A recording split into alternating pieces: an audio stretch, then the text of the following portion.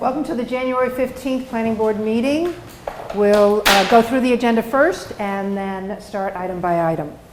Our first public hearing is on 3 Boston Way, but they've asked for a continuance, so we'll just be voting to continue that. We'll have no discussion on it. We will have a public hearing on a continued minor site plan review and special permit for 10 Mullican Way. And that's the end of our public hearings.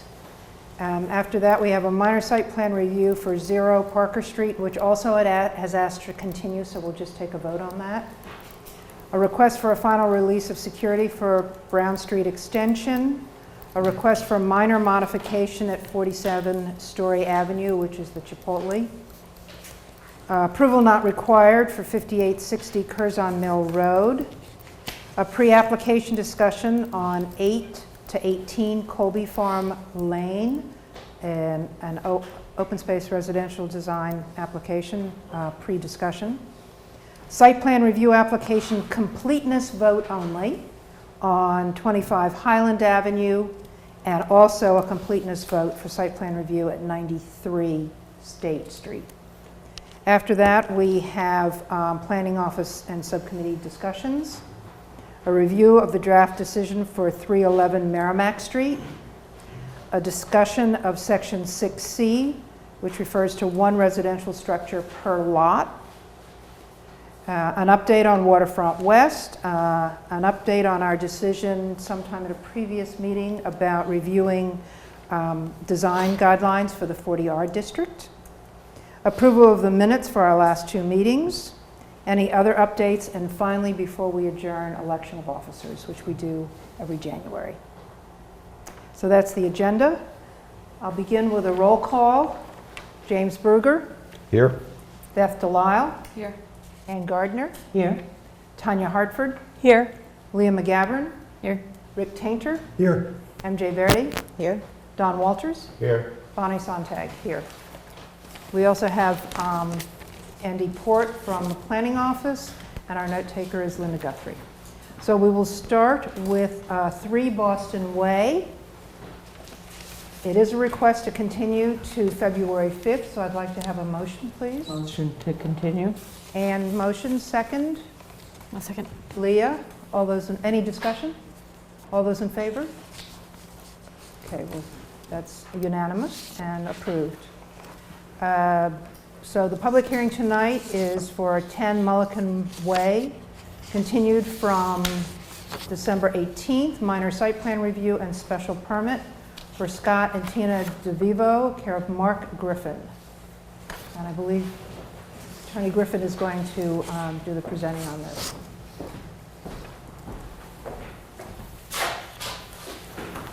Good evening, Madam Chair, members of the board. Mark Griffin, I'm an attorney at Finner & Nicholson, and I represent Scott and Tina DeVivo for their application for special permit and also for minor site plan review for the property at 10 Mullican Way. As you know, this property is in the business park. It's up on the screen right now, as you can see. The site is a rather large lot. It's about 201,000 square feet. The existing building houses a business called Gateway Productions. That is use 602, it's light manufacturing. That building and the use therein are all in compliance with current dimensional regulations and use regulations. So there's no nonconformities on this property. There are some wetlands on the property. You can't necessarily see them right now on the plan on the projector, but they're in the upper right rear corner of the property. And with respect to this proposed project, I would just inform you that since we did do proposing a small amount of work in the no disturb zone, we have already gone to the Conservation Commission and received an affirmed our approval of our RDA. So we're through Concom, and that is approved with respect to any work in the no disturb. With respect to the existing site, there's 36 parking spaces there right now. Our proposal is going to be to run a dog kennel facility. The dog kennel facility is going to take up approximately 8,000 square feet of this 24,000 square foot building. That still leaves plenty of space for Gateway to run its business. The 8,000 square feet will be obviously to house dogs for dog daycare and boarding, and also some ancillary small retail component in the front. Out of the 36 parking spaces, 12 parking spaces will be devoted to the dog kennel facility. That complies with the new zoning amendment, which allowed this use, the dog kennel use. That means that there's one space for 8 employees and 4 spaces for visitors. And as you can see, I'll have Steve Sawyer, the engineer, go over this plan in a little bit more detail after I get done. But as you can see near the front door, there's also a turnaround spot. And so if you know anything about dog daycare or dog kennel facilities, it's basically shift work for the employees. There's a certain number of employees, dogs are never left unattended. So there's a certain number of employees there. So if they had, let's say, 20 employees, you may only have 4 or 5 on a shift, or maybe a little bit more. And then when it comes to vehicle traffic for people bringing dogs in, it's basically pick up and drop off. So the customers don't usually park for an extended period of time. So the 4 visitor spots are deemed sufficient under the ordinance. And that pickup and drop off area allows multiple cars to come up to the front door, if you will, and drop the dog off for the kennel to care for. And at this point, I think it's probably a good idea for me to turn it over to Steve Sawyer, who's going to talk a little bit more about details on the plan and run through the compliance with site plan review regulations. So, Andy, you had submitted on, I think it was on January 3rd. You need to go over to them. Speak up there or take the mic. We had submitted a Steve Sawyer Design Consultancy. So, Which one is that? Wait, are you back with design consultants? yeah, back. Okay. Which plan? So are you looking let's date modified 12/3, 12/7. Tried final site plan. for? You submitted a number. Try the one above that. So you have final the next one up. This one Try here. that one. No, it's not that one. Next one up. Nope. Is that it? I'm not sure what you're looking for. Is it date 1/6/20? That, it was 1/6/20. I know some the. I think it was up there. You can get it on the website. No, it's not that. This is all downloaded. Oh, that's it, right there. That would be it. Okay, Steve Sawyer with Design Consultancy. So basically what this is, as oh. Can't see it. There we go. The existing facility is just being renovated. There's no change to the exterior of the building. No change to the parking. What we're doing is we're just designating these 12 spaces on the right for the kennel facility. We are providing one ADA spot specifically for the ADA that meets the requirements. The only other thing that only other item is right now it's just stairs into the main entry. We will need to provide a ADA access, a handicap ramp into the building. We are going to provide some decorative planters around that just to improve the view of the entry. So with that, there's no increased impervious area, or nothing done to the pavement other than, I think we're just going to improve that. It's just improved striping there with the handicap space and the handicap sign. Currently, there is wetland around the perimeter here. It's actually, the reason for it was they created a swale.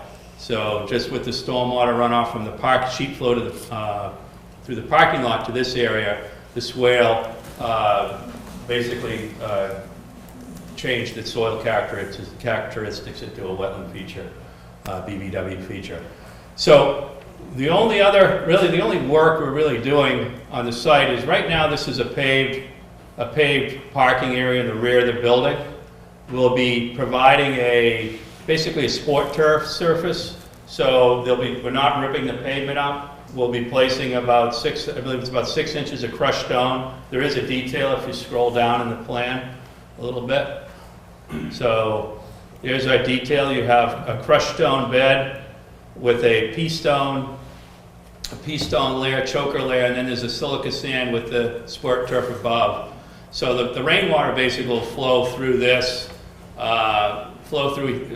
this feature, trickle through. This is actually like a stormwater reservoir area here. It'll then hit the existing pavement and flow away from the building as it does today, but you actually get, it'll slow the water down and actually treat the stormwater.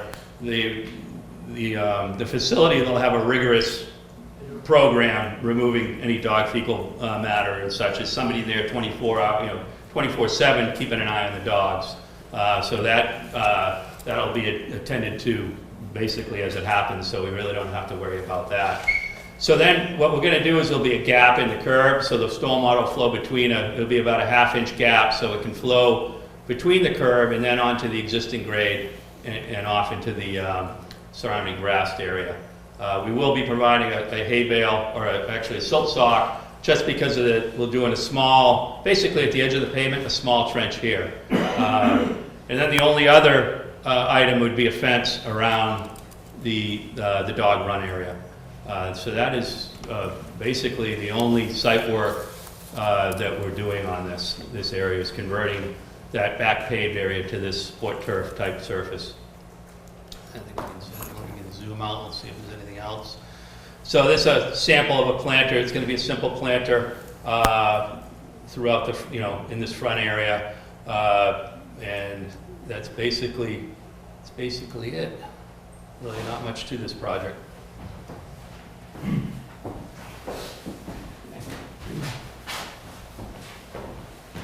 So you heard some of the details on the site plan. And so the fenced-in dog run area, that's really the only thing that's going, any kind of work that's going outside of the building envelope. The use is a new use. It's a zoning amendment that allows a dog kennel facility for the first time in Newburyport, and in the industrial park definitely for the first time. One of the criteria is that it has to be within 200 or no closer than 250 feet from a residential area, so provides a sound buffer from barking dogs. We have soundproofing for the interior of the facility to basically provide a buffer mostly for Gateway Productions, but also for neighboring facilities, even though they're all pretty far away and they probably aren't going to hear anything. The closest residential community is neighborhood, I guess, is Hale Street, and that's over 1,000 linear feet away from us. So we definitely comply with the buffer restriction. And so I'd just like to get into the special permit criteria just a little bit. So the particular use proposed is the dog kennel animal boarding use, and that's use 424. It's allowed by special permit in the I-1 zoning district, which is where this property is located. The use is essential and desirable to the public convenience and welfare. Currently there are no dog daycare or boarding facilities in Newburyport, and so this would be the first one. And so this use actually, I think, fits a need. Those of you that are dog owners, hopefully you can understand that. You don't have to go out of town to board your dog or get dog daycare or dog services. We'll have one in the park now, and why not keep a business in Newburyport for a use that Newburyport residents are going to use? The use will not create any undue traffic congestion or impair pedestrian safety. As part of the whole filing, obviously the departments, city departments have reviewed our application. We did not receive any objections from those departments with respect to pedestrian safety or traffic. There's very little pedestrian traffic out there, and actually there's very little vehicular traffic. And our trips are basically during changeover times, so pick up and drop off. We don't anticipate there to be any undue traffic safety or pedestrian safety concerns. Requested use will not overload any public water, drainage, or sewer system or any other municipal system. Gateway Productions was using the full 24,000 square feet and probably using more utilities in that section of the building than this will actually be utilizing. The majority of, utility use is perhaps water for cleaning the dog turf areas. And then there are no special regulations for the use set forth in the special permit table, except there's the footnote that provides for the 250-foot buffer, which I've already mentioned that we will comply with. It will not impair the integrity or character of the district or the adjoining districts, nor be detrimental to health and welfare. This is a facility that's going to comply with all public health and safety regulations. And in fact, once we're done here, if in fact the planning board grants our site plan review special permit and our special permit for the use, the permitting is not over for us. We still require a kennel permit from the animal control officer. So that comes afterwards, and that has a lot more to do with the actual way we're going to be running the facility and whether we're running it up to state law. The district that we're in is the industrial park, and I was there when they were debating this ordinance, and it was thought that this is really probably the only district that this use would be appropriate in, because other districts were buildings were too close together. There wasn't enough gaps or buffer from residential districts to keep the noise from bothering residents, basically. So this district being designated for that, it would not impair the character and integrity of the district. It won't cause an excess of that particular use because, as I mentioned, this will be the first one. So the proposed use is in harmony with the purpose and intent of the zoning ordinance. I don't think we need to go through that again because this is exactly what the ordinance was designed for, to put kennel facilities in the business park. And then finally, the proposed use will not emit any dangerous, noxious, injurious vibration, smoke, dust, odor, or other form of environmental pollution. There's no pollutants that are generated from this, with the exception of the disposal of dog waste, which Steve has mentioned, and we went through this with the city engineer at length as to what procedures we would be taking. He was satisfied with that, and as was mentioned, there's somebody there all the time cleaning up after the dogs, using organic material and cleaners to do that. So there's not going to be any runoff from this property. Fecal matter is disposed of as it happens. If there's any fecal matter that can't be bagged and thrown away, then that's utilizing cleaner and cleaning with water and other cleaning agents. So there's really not anything that is going to emit anything that would affect public safety at this with respect to this use. And so for all these reasons, I would respectfully request that the planning board grant the special permit for use and also for site plan review. Thank you. I'll open up for public comment. Would anyone like to speak?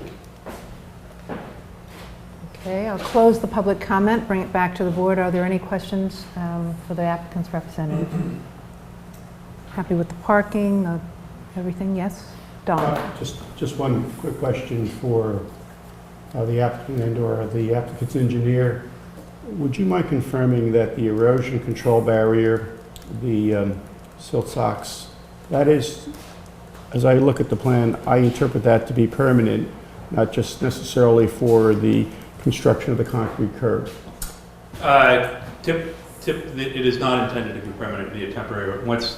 Once it's stabilized, it will be removed. The plans don't say that, though. You may want to consider, if everyone considers that this is for construction to be removed, because right now, if I look at the plans, literally, it says erosion control barrier, even though common sense would say it would be removed after construction, and the plans don't indicate that. We could add that as a special condition. As a if you'd like. condition, yeah. We could add that as a special. While you're there, Steve, the fence, the chain link fence is indicated on the plan. Yes. Okay. Actually, I think it's proposed to be solid vinyl. It's going to actually be a solid vinyl fence. Then we need to change it and Actually, it says on the plan solid. Right, 8-foot solid vinyl fence. Well, if you look under the findings, it got slipped in there as well. There was one under the wetlands within 100 feet, no exterior work, but they were going to install a chain link fence. So check that. Oh. I don't know why it was in the findings, and Yeah. it should be We'll pulled just check anyway. that phrase and remove the relevant word and Okay. replace it with solid vinyl fence. Okay, well, I'm glad I asked, because Glad you it's asked. changing Yep. a piece of the decision. Sure. And I just want to confirm one other thing. The handicap ramp hasn't been, has it gone on the plan? Yes, it's located. Because you mentioned you were going to build one, but I didn't know if it was actually on the, that ramp you word can see means ramp. ramp. Yeah. Okay, that's what it's for. Okay, good, sorry. Rick. Yeah. Just to clarify, there is a chain link fence as well as a vinyl fence, so maybe we should just make sure they're both included. Yeah, the interior, well, I guess probably both, because there is a chain link interior. Yep. And Fence. an exterior one, too. Yep. Right?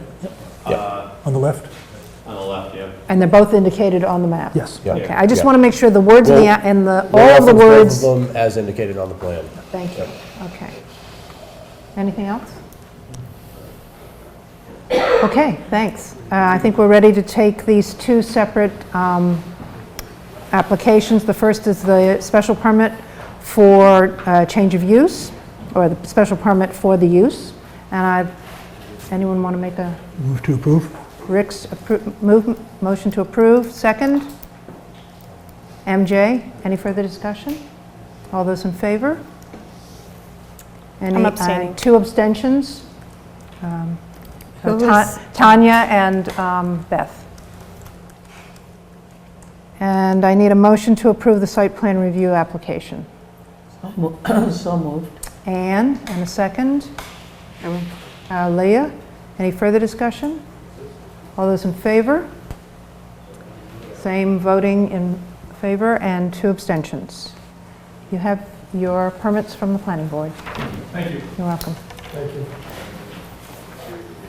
All right, that's the end of our public hearing sessions. Starting other business, minor site plan review. 0 Parker Street was about a large parking lot there. It's continued from December 4th. There's been a request to continue it until May 20th to work out details with Department of Environmental protection. Environmental Protection. Thank you. Apparently it takes a while to do that, and they're not going to bother us until they're pretty sure it's done. Yeah. There are no crisis issues out there, but they are resolving a stormwater wetlands issue. So we will have to have a session with them about any of the details for the site plan when they do come in. So all I need now is a motion to continue to May 20th, 2020. Don? And second from Rick, and all those in favor? And that's approved. Thank you. Request for final release of security, Brown Street Extension. This is a request for a final release, and would you like to present? Sure. And why don't you introduce yourself to us? Mark DePiero. I'm the builder that finished the road. I think it's been 8 years. D-I-P-I-E-R-O. DEP-IERO. We finally did it. Congratulations.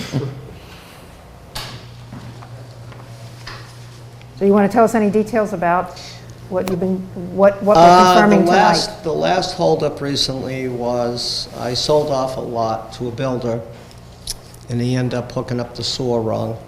So they had to redo the whole sewer for that home, but everything's been rectified. DPS is happy, the sewer commission is happy. So everything else is in good order. It's been finished now for years. It's not like it's been recently finished. Yeah. So if something would have showed up, it probably would have showed up by now. You know, any latent defects, but it's in good order. Good. Okay, are there any questions from the board members?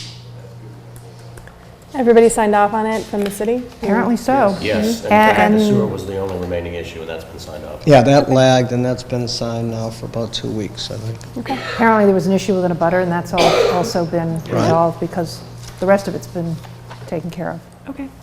I have no Yeah. issues. Okay, so we'll take a motion to approve.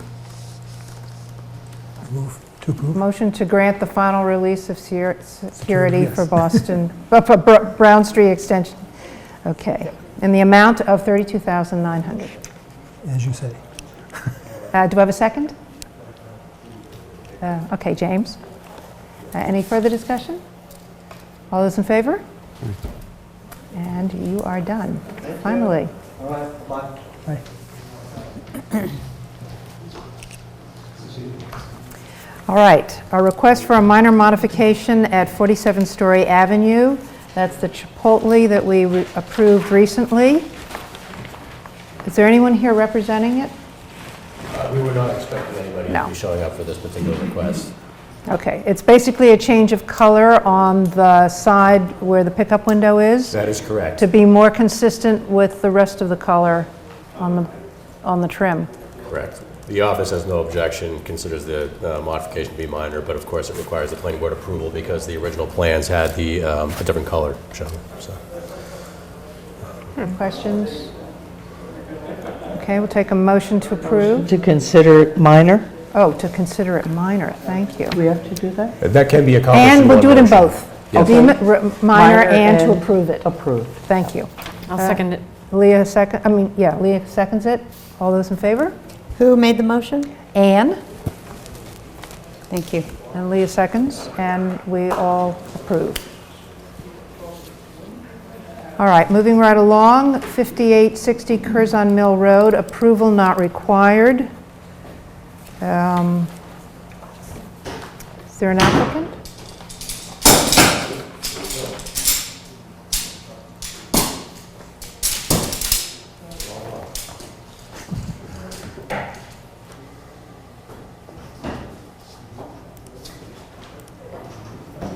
While you're speaking, make sure you're speaking into the microphone. It won't augment your voice, it'll just let everybody who's not here be able to hear you. That's fine. Good evening, members of the board. My name is Edward Dixon. I'm a professional land surveyor with Hancock Associates. I'm here representing Rosemary Tuxbury, who lives at 58 to 60 Curzon Mill Road. And this is for an approval not required subdivision plan. It's essentially a by right subdivision. It meets all the requirements of the Newburyport subdivision rules and regulations for an A&R subdivision and the state regulations. We actually did the survey of this at the end of October, early November, and took the opportunity to have members of the planning department review this and give us their feedback before we went and presented this.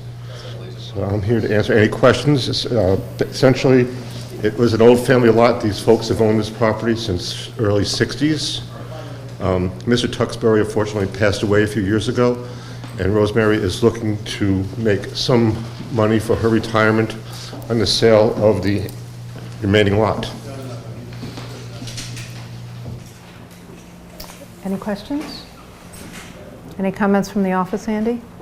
No Meets all the objections. This requirements, plan right? is appropriate for endorsement, and we recommend that the board endorse it this evening. Okay, I'll take a motion to endorse the A&R. So moved. Endorse. Rick, and second? Beth? And all those in favor? That's endorsed, and you're good to go. Thank you very much. Have a good evening. Thank you. Bing, bang, boom. That's what I said. Oops, I know. Okay, pre-application discussion, 8 to 18 Colby Lane. Pre-application is an informal discussion to give direction to the applicants before they go forward with all the details of their plan. And so this will be informal. And we'll turn it over to the applicant's representative. You got one? There's a button on the bottom there. Yeah. On the bottom. You got a little trigger on the bottom. Interesting.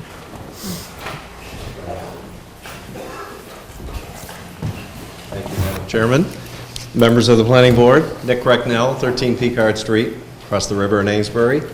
I will be brief tonight. I'm just going to go over very quickly the pre-application conference for 8 to 18 Colby Farm Road Lane. We'll talk a little bit about the yield plan and the conceptual OSRD plan and get your feedback before, as the chairperson said. We are preparing to file an application probably within 4 weeks.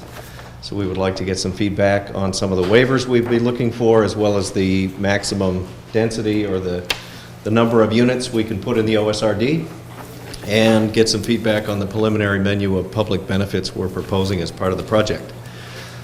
So in terms of an overview, I just want to go through who we are, our goals, and again, the plan set.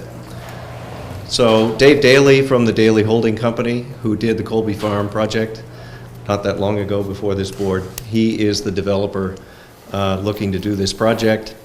His civil engineer is Matt Hammer, and Matt is here tonight if you have any technical questions regarding both the yield and the OSRD plan, and Ben Legary is taking the lead with Dave on the building design.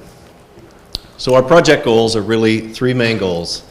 The first one's probably the most important: to transition and revitalize Colby Farm Lane by removing this non-conforming sort of industrial use, the trucking depot and storage area that's on this parcel. The parcel's about 8 acres, and this facility sits on just under 2 acres along Colby Farm Road. It's not very consistent with the character both on its own side of the street as well as the project that was recently approved across the road. Secondarily, we're looking to preserve public open space in the northern pasture as part of the larger holdings of the city, and preserve upwards of 85% of the land as public open space, conservation area, wildlife habitat. And we are looking to consider your interest in adding public parking along the edge of Colby Farm Lane that would service both access to this lot and its public open space, as well as the recently approved project across the road. And thirdly, expand housing opportunities in the city by having different style of housing units, a townhouse project with 4 two-family structures, 14 to 1,600 square feet, so modest in size, modest in footprint, probably 2.5 stories in height, and one of the units is required under the inclusionary zoning ordinance to be affordable. So the existing conditions: the lot is sort of L-shaped on Colby Farm Lane. Right across the road from it on the right-hand side is the Colby Farm that we just went through in that OSRD. It's almost 8 acres in size. It's made up of 4 lots. It's owned by the Eaton family, and it's currently zoned R1 in the underlying zoning district. It's recently been included in the Colby Farm Lane Overlay District, which uses an R2 density to determine the yield of the buildable portions of the lot. The trucking depot is the primary use of the property. There's a 2,000 square foot industrial building, as you've seen, along Colby Farm Road. The accessory use of the site is really truck storage, both the cabs and containers. And the property, when we initially looked at it, we had a delineation from 2002 of the wetlands of the entire site. And about half the site is wetlands and half the site is uplands. The numbers may have changed a little bit in the 20 years since the last full delineation was done, but we have delineated the front half of the parcel again to come up with the proportion of uplands and wetlands as you see on that plan.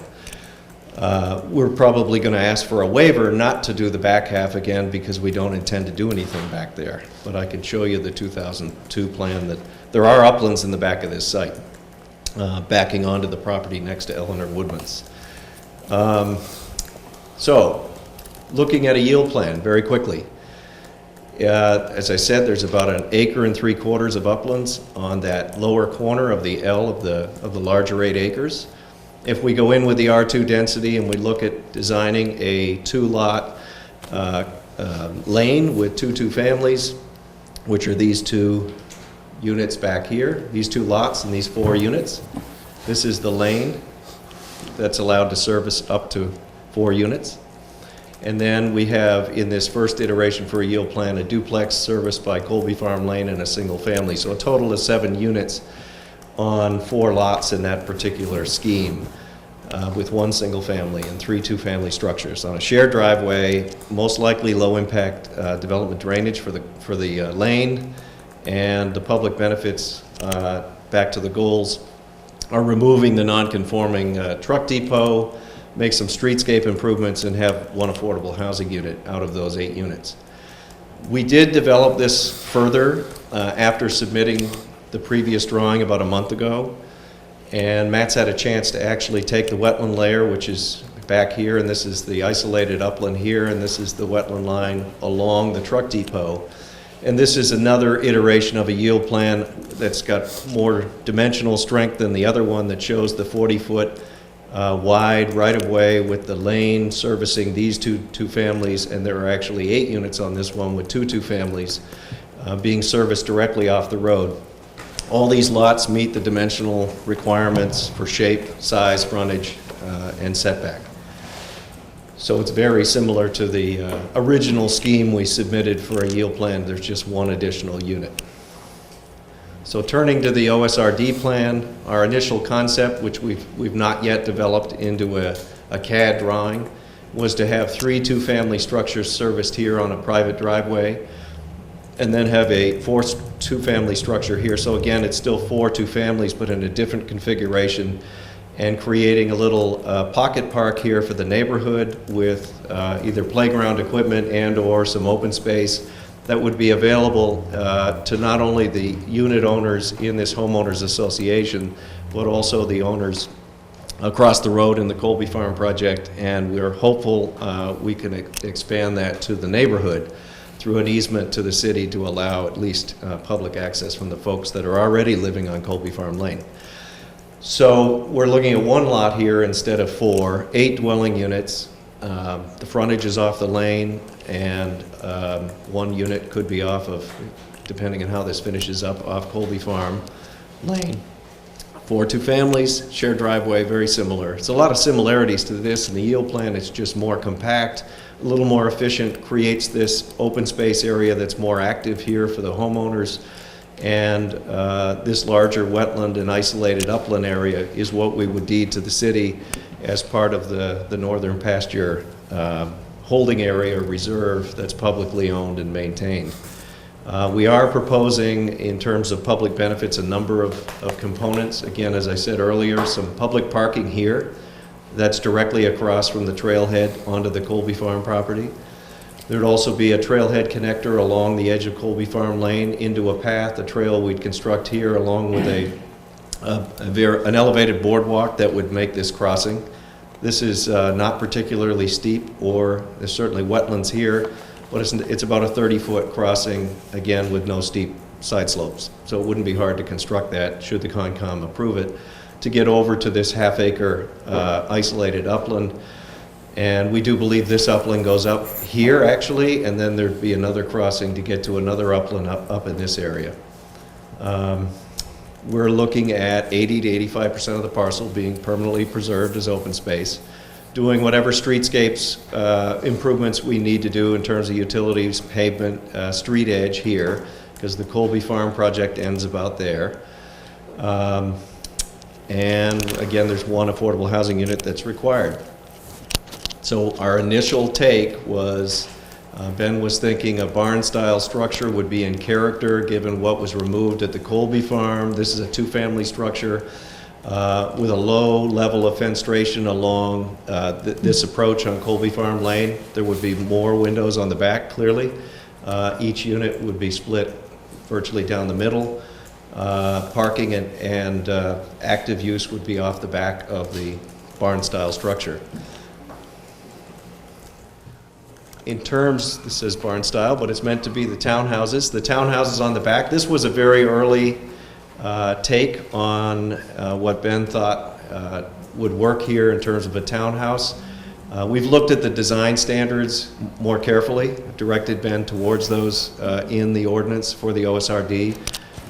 We understand the garages can't be the dominant feature of the facade, and we've got another concept to show you tonight as a starting point for the conversation, but we know we've got to bring forward the main element of the house and recess the doors and make this not appear to be garage dominant from the street. And I think we're realistically going to look at roof lines and materials that are far more traditional than what's shown in this image. And again, this image is from a couple of months ago.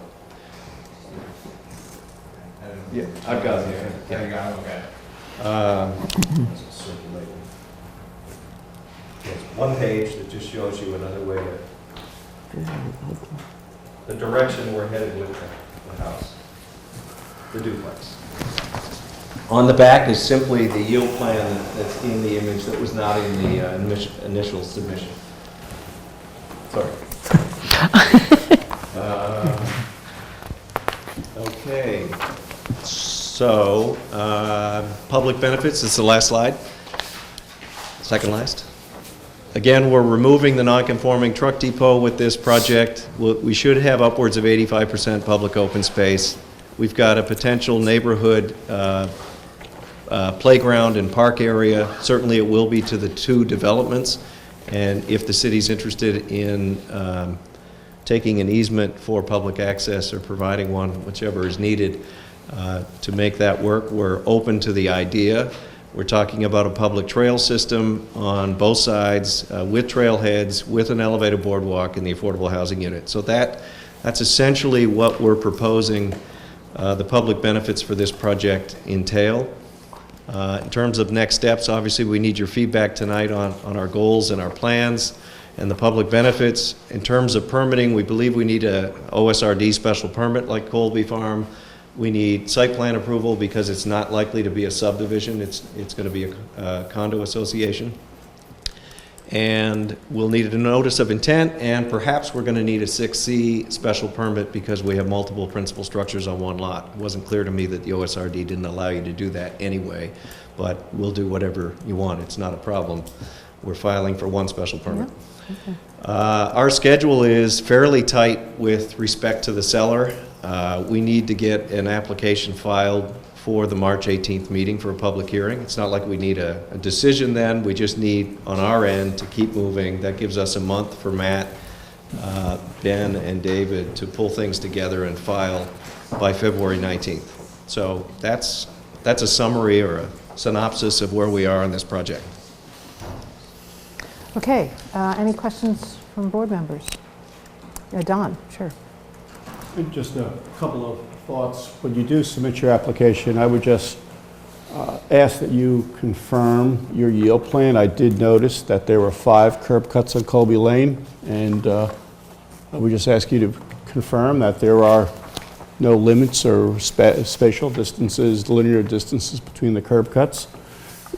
Secondly, you mentioned you would have this deeded. Am I correct in understanding, or would you be agreeable to deed the rest of the property to the city in Newburyport without necessarily any restrictions? In other words, the city of Newburyport would be allowed to do with what they want in there, and I'm specifically thinking in full disclosure that perhaps the city is looking always for renewable energy, that part of that area could be a solar farm, albeit ground mounted. So I just would throw that out to your consideration. The last comment I would make, again, I think the concept is very good. I did notice you said the barn structure in keeping with the area. The only thing I will say is that now that that area has been redeveloped, so to speak, I'm not convinced that the barn structure does anything to anyone. But again, you're the developer, and I'll leave it up to you. But that didn't do anything for me. So just one clarifying question for Don. The solar application in your mind would be on the common open space that's out here, not in the park area, but actually in the uplands, in the 80 to 85% that would be deeded to the city, correct? Correct. Okay. And we will certainly look at the barn-style structure. We're not wedded to anything architecturally. We're only wedded to 8 units and how we get there. So any feedback you've got on either of those structures, including the playground equipment. We started out with an agricultural theme, and we're shifting away from that for a variety of reasons, but we'll look at what you want us to look at. Well, I think that I was struck right away by the barn structure. I think it actually works. I think it is reminiscent of what was there. I would caution you not to take it too far, because it's already, with the playground and all, you're verging on Disney. So, I mean, I would caution you to just be, So maybe the playground is where we soften the... just keep it yeah. simple. Yep. Just keep it simple. I mean, you don't have to do too much to make a barn look like a barn, so you don't need to do all the little things poking out of the roof. You don't need to do more than one sliding door, you know, just be careful. Yep. But I think it really works. I think it really anchors the site. I think it's reminiscent of what was there before. I think it adds a diversity that is sorely lacking in many projects like this. So I think it's, and I like the location of the playground. I think that really could be a community asset. I think it's great. How do you feel about this movement? Not quite so supportive of the architecture, but I struggled a little with the architecture on the other side of the street as well. Yep. I really argue, I mean, I would love to see this without a garage in the front at all. I realize that might not be possible. I also like to make the distinction between units. I mean, when you share a gable right at the front, it's a little bit unclear whose is whose. I think it's nice for owners to know what's theirs and what isn't, and you know, should one side decide to paint the house and not the other side, I don't know how you deal with that. It's a rather practical consideration, but yeah. My guess on the painting and maintenance is there'll be a homeowners association for that structure and need to do things in concert. There won't be a deeded half house. That's the logical answer, yeah. but intuitively, people like to know what's theirs and what's not. I don't know, it just, I get that. yeah. Yep. Anyone else? Yeah. I guess I would follow up on the comment about the garages. If it were at all possible to move the houses forward so they front immediately on the playground. And So they what? So that they front immediately on the playground without, and then kind of loop to the back to get garages in the back. You don't really have much of a backyard there anyway for those More of houses. an alley type. More of an alley in the back and just have no circulation between the houses Park and and the the park. houses. Yeah, we'll look at that. Yeah. Good. I mean, I wonder if this is a kind of, since they are so close and they are relatively small, I wonder if this is one of those cases where you bulk the parking together in a separate facility or a separate structure. Like an alleyway or on the back. Yeah, at the back or Yeah. something. I mean, or at the end of the, I don't know. We'll look at it. I would encourage you to be very creative and think out of the box and try every possibility to remove those. On the wetland though, right? We are up to the 50-foot setback, which is the edge. Not everywhere there. That's the 25, that faint line you see here. Yep. So the 25 we're not able to go into with the exception of the recreational trail, like across the road. 25 to 50, you can have no construction, but you can have drainage and disturbance. And then 50 to 100, you can place structures. So we're on that edge. It is compact. We will look at that. One more comment about Yeah. that is, you know, in my work, I often find that whenever there's just one single garage that's relatively tight in size, it gets so full of stuff anyway that people don't even park their cars, which begs the question, why not put just a shed in the back and never mind with the garage altogether? Just another thought to throw out there. Yep. We'll look at it. Question on the pathway connecting the parking area to the trail. Yep. Does that need to be on the property, or can it be a sidewalk on Colby Farm Lane? I'm not really sure, you know, in terms of the width of Colby Farm Lane, whether you need to have, because you're going to need to have a public access easement across the property if you do it this way. Correct. I don't know which is No, I best. think if we can put it at the edge of the right-of-way, in the right-of-way, it's a better place to put it. So we will look at Yeah, that. and so you have no sidewalk at all, Nick? You're not proposing any sidewalk? Let me just go to we haven't actually fully developed it. Yeah. I need to look at the sidewalks across the street, and we obviously want to have connectivity to Low Street. Yeah, if I So, could, I yeah. think one of the issues, I agree with you, if it can be brought out in the right of way, I think that makes much more sense. I think you might have a constraint there because of the guardrails and the wetlands that are, the proximity there, the width, and the need to have access with vehicles going back to the city's facilities on a regular basis. It may not have enough width to both have a sidewalk and the roadway and with both lanes safely. But I agree, if we can check the dimensions as the plan's coming in on the more detailed survey, just verify that. If it can be kept in the right of way, I totally agree. Right. And we will most likely have a sidewalk connection to whatever we have across the road, so children can get out to the bus stop or out to the corner. To take it out to Low Street? Well, there's already one in the project across the street, so I'm guessing we're going to connect to that. So maybe a small section here we'll have a sidewalk and then a crosswalk across to the driveway or wherever it starts across the road. We'll have to locate that. I thought that across the street, because I remember that coming up as a question too. You guys didn't do a sidewalk across the street, right? There's no sidewalk on Colby Farm Lane? No, we do have a sidewalk. There is, on one okay. side. Okay. And some it goes, reason I I didn't think, think there was. inside the development rather than along Colby Farm. That's what I remember but it- asking for it to be, yeah, I think, because I but it- think it'd be nice to have one along the lane. But But it does come out to the second driveway, which is Mm-hmm. what we would connect to here, rather than do more on Colby Farm Lane. Did I miss it where the public parking is related to the the- trail start? So this is the public parking that's proposed here, is about 5 spaces.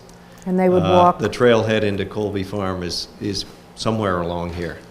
We'll locate it. but isn't there also on this side of the street going to Uplands isn't that accessible as well?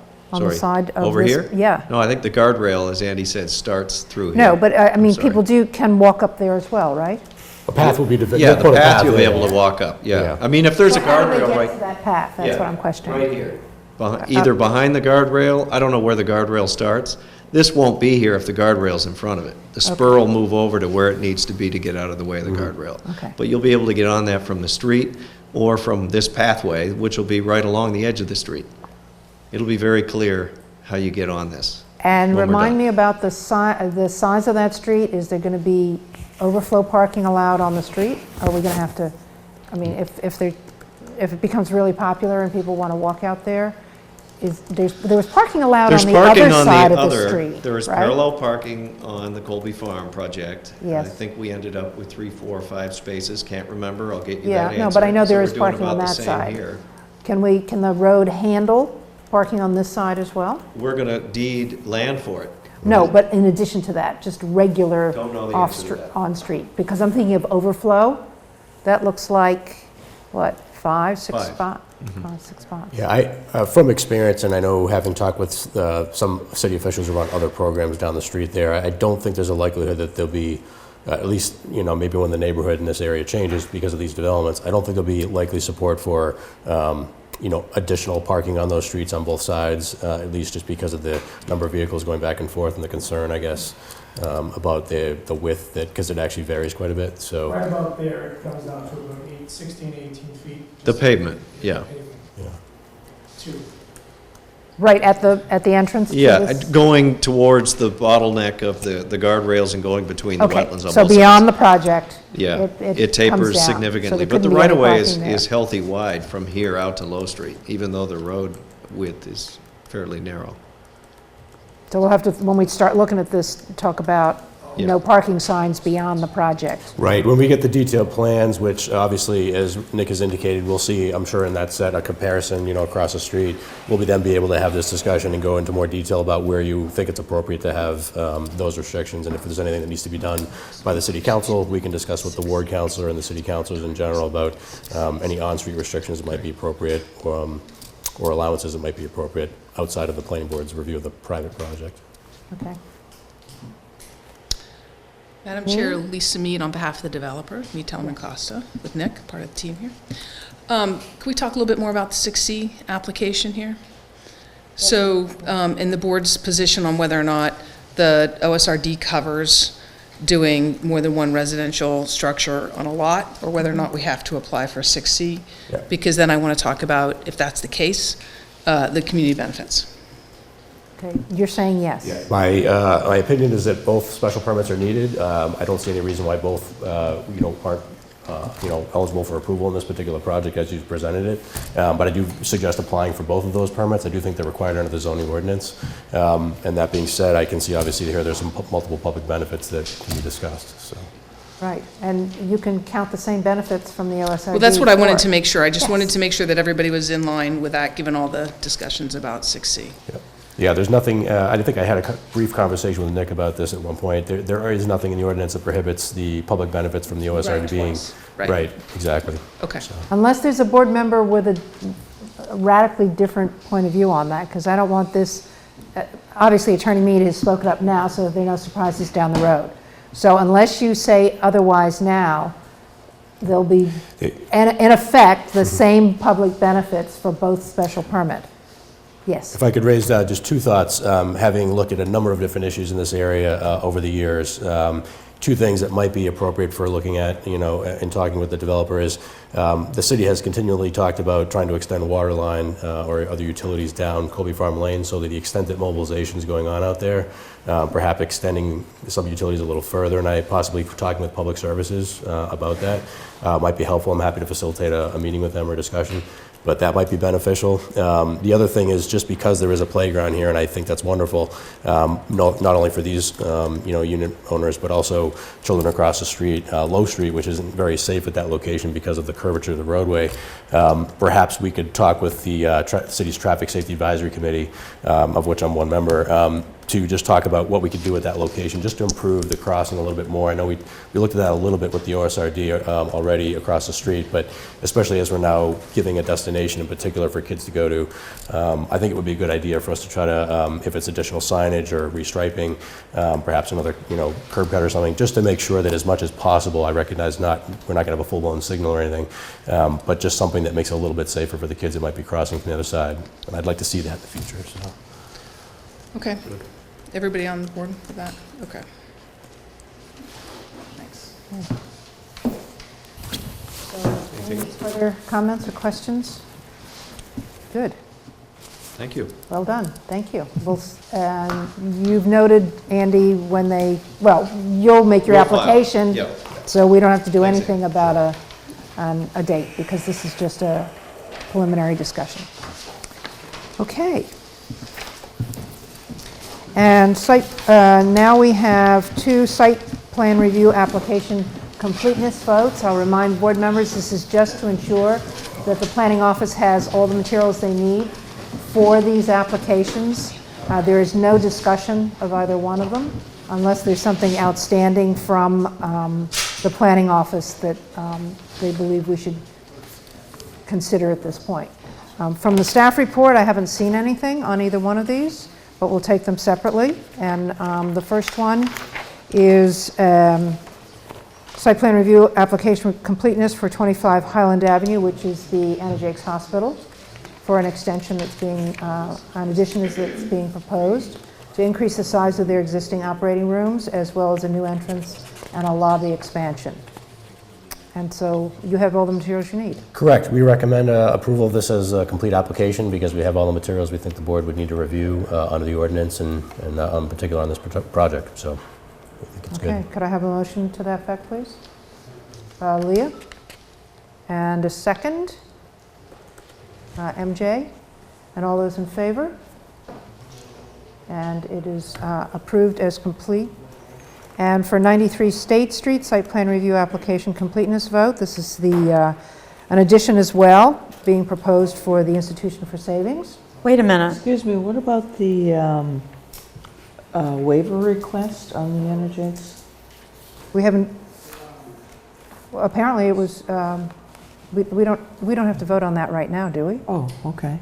I think this is just a completeness vote. What's the It was just for your information. Yeah, this is just for whether or not the materials you have to review are sufficient to review the scope of the project. Your motion Okay, is the draft motion. It says grant requested waiver.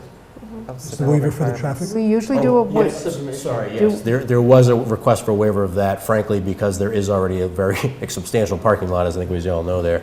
It's been expanded over the years that I've been here even, that there's not an expectation we're really drawing more patients there. You can see how the parking lot doesn't always fill up as it is right now, but there's more space for it. So those spaces are already there. We understand that traffic comes into this neighborhood. okay, let's go back to the motion then, just to make it clean. Motion to grant requested waiver and application complete.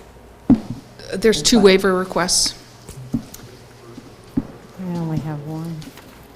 All right, did someone make a motion? No, let's leave, Wait a let's minute. stop. We'll take back everything we've done on this one. We're going back to discussion, and we're going to review this a little more closely. There's a... Why don't we ask the applicant what the Attorney Mead, second? would you please clarify? Lisa Mead on behalf of Anna Jakes Hospital, and so there's a waiver request for a traffic report for the reasons that the planning director stated, and a waiver request for a full community impact and environmental report. Quite frankly, I don't really know what the board ever wants in a full community impact report. We provide all of the information generally with a stormwater report and a whole host of other reports, and so I asked for that waiver as a matter of course, because I'm not really quite frankly sure what it is. For the same reasons, relative to community impact and so forth, obviously with the expansions in recent years that have been done, not only to the hospital, but the adjacent uses, the office does not believe there's any benefit that would come from doing an impact analysis on this particular expansion. There's no impact on the parking areas. It's not necessarily noticeable what's being done here from the neighborhood surrounding it, so I think it fits completely well with the hospital the way it operates today, so entrance is preserved and so forth. So it doesn't seem to me that there's any benefit that would come from that, even if there was a discussion of the scope of such a report. So I'd like to make a motion to grant the 2 waiver requests and to find the application complete. Sorry, and just really quick though, can I ask a question about the community impact? It doesn't include stormwater, right? No, that's a separate issue. Okay. We still look at stormwater as part of this, just to make sure that those things are resolved. No, I'm reviewing an application for another community, and their stormwater is included in the stormwater. Oh, it's part of it, yeah. okay. Separate. Yeah, separate. I mean, separate submittal. Okay. Go ahead, I have no problem. So Ann's motion stands. We need a second. A second? And Leah's second. All those in favor? Okay, it's approved. And then we need to set a date. I need a motion to schedule the public hearing on 25 Highland Avenue for February 5th. So moved. Rick, and second. MJ, all those in favor? And we'll see you on February 5th for that one. All right. It always helps to slow down a little bit, so thank you very much, everybody who managed that one well. 93 State Street, also an addition. Lisa is still here. And so are we. So this is another completeness vote. Do we have, I'm going to ask, do we have any waiver requests? There are. Can you outline those? We do. So this is a proposed 8,800 square foot addition on the rear of the addition of the historic building. And we're asking for a waiver request for a full traffic analysis. There's an addition of 7 employees, which is going to be added to the site. We do have a letter report. If the board isn't comfortable tonight granting that full request, we could wait and start the meeting and see how it goes. The other one is a waiver request for a full community and environmental impact report. Stormwater's being reported, and everything else is part of the package. So I would request the board vote on those 2 waivers, and if they're uncomfortable with the full traffic report, I'd ask to start the meeting, and you can determine whether or not the traffic presentation we provide to you is sufficient or not. Through the chair, do you wish the office to speak to You want to that? do the traffic report tonight, you mean? No, what do you no. mean? My Or not to suggestion- waive it. No, not to waive I it. would like you to waive it, but I understand if you don't want to, and so I would say to you is, why don't you hear what we have, and then you can determine whether you want a full report, and don't waive it tonight. I would support not waiving Yeah, tonight. I agree. And I also, I'm not sure I'm comfortable waiving the first waiver request as well, or granting the first waiver request. So it'd be interesting, so we've provided a lot of information to the board on the impacts and the whole host of things related to stormwater and the traffic and parking, employment, things like that. So I guess, Mike, I'd like to have a discussion with the board about what that report means to you.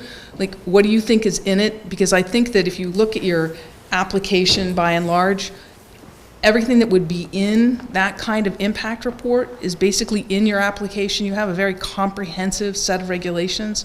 And so when I look at that and I look at what else is being submitted, I always, what does that mean? Because there's no such a thing, really, unless you specifically say what has to be in it, because it's already in the rest of your regulations. So that's why I asked for it, because I'm unclear about what it is that you want, separate and apart from what you already get.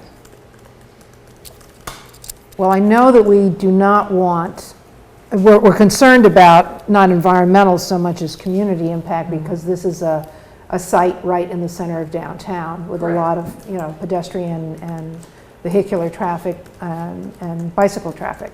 So we would want an in-depth community impact analysis, and not understand, I don't mean to be negative about this or flip, but oftentimes we just get standard statements around community impact.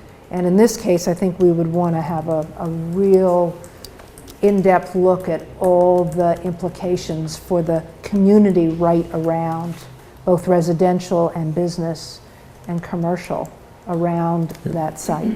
Could I speak to this? And I realize I may not necessarily be on the same wavelength as some of the members here. From the office's perspective, Attorney Mead knows we don't always agree on things, so we've debated things over the time, but I would have to agree. I'm not necessarily convinced that new information would come from community impact analysis, because I think the majority of information is relevant to this particular application and the project that's involved is here. I mean, if someone could itemize something that might be particular that the applicant could provide, I think maybe that's, certainly parking will be discussed, the architectural element of this will be discussed, the employment side of it. Pedestrian access. It's not necessarily clear to me if there's a particular impact we're looking for. We know the water and sewer system can handle it, capacity-wise. It's just the utility connections that are, typical. So it's not clear to me what we as the office would even direct the applicant to provide in such a report. So if there is something, if you could specify that, that'd be helpful. I know we're not supposed to talk about this project, but my concern of this is looking at the parking at the small lot across the street and the payment into the intermodal. Yeah, certainly that's part of your special permit requirements, right? Okay, my concern and what impact I want measured is that lot is already full many, many times by library patrons. And that's the impact I'm most concerned about. And if they're going to count that, I think we need to be careful, especially in that location. So this is a really great discussion, which we'll have again, I'm sure. So we're not having this public hearing yet, but the ordinance, the way the ordinance is drafted, it says that if there is a public parking lot within 300, if I could, if there's a public parking lot within 300 feet, and it is a special permit for sure, and you have criteria about the impact, so that's separate, because the idea is that if there is a public parking, then you get to pay.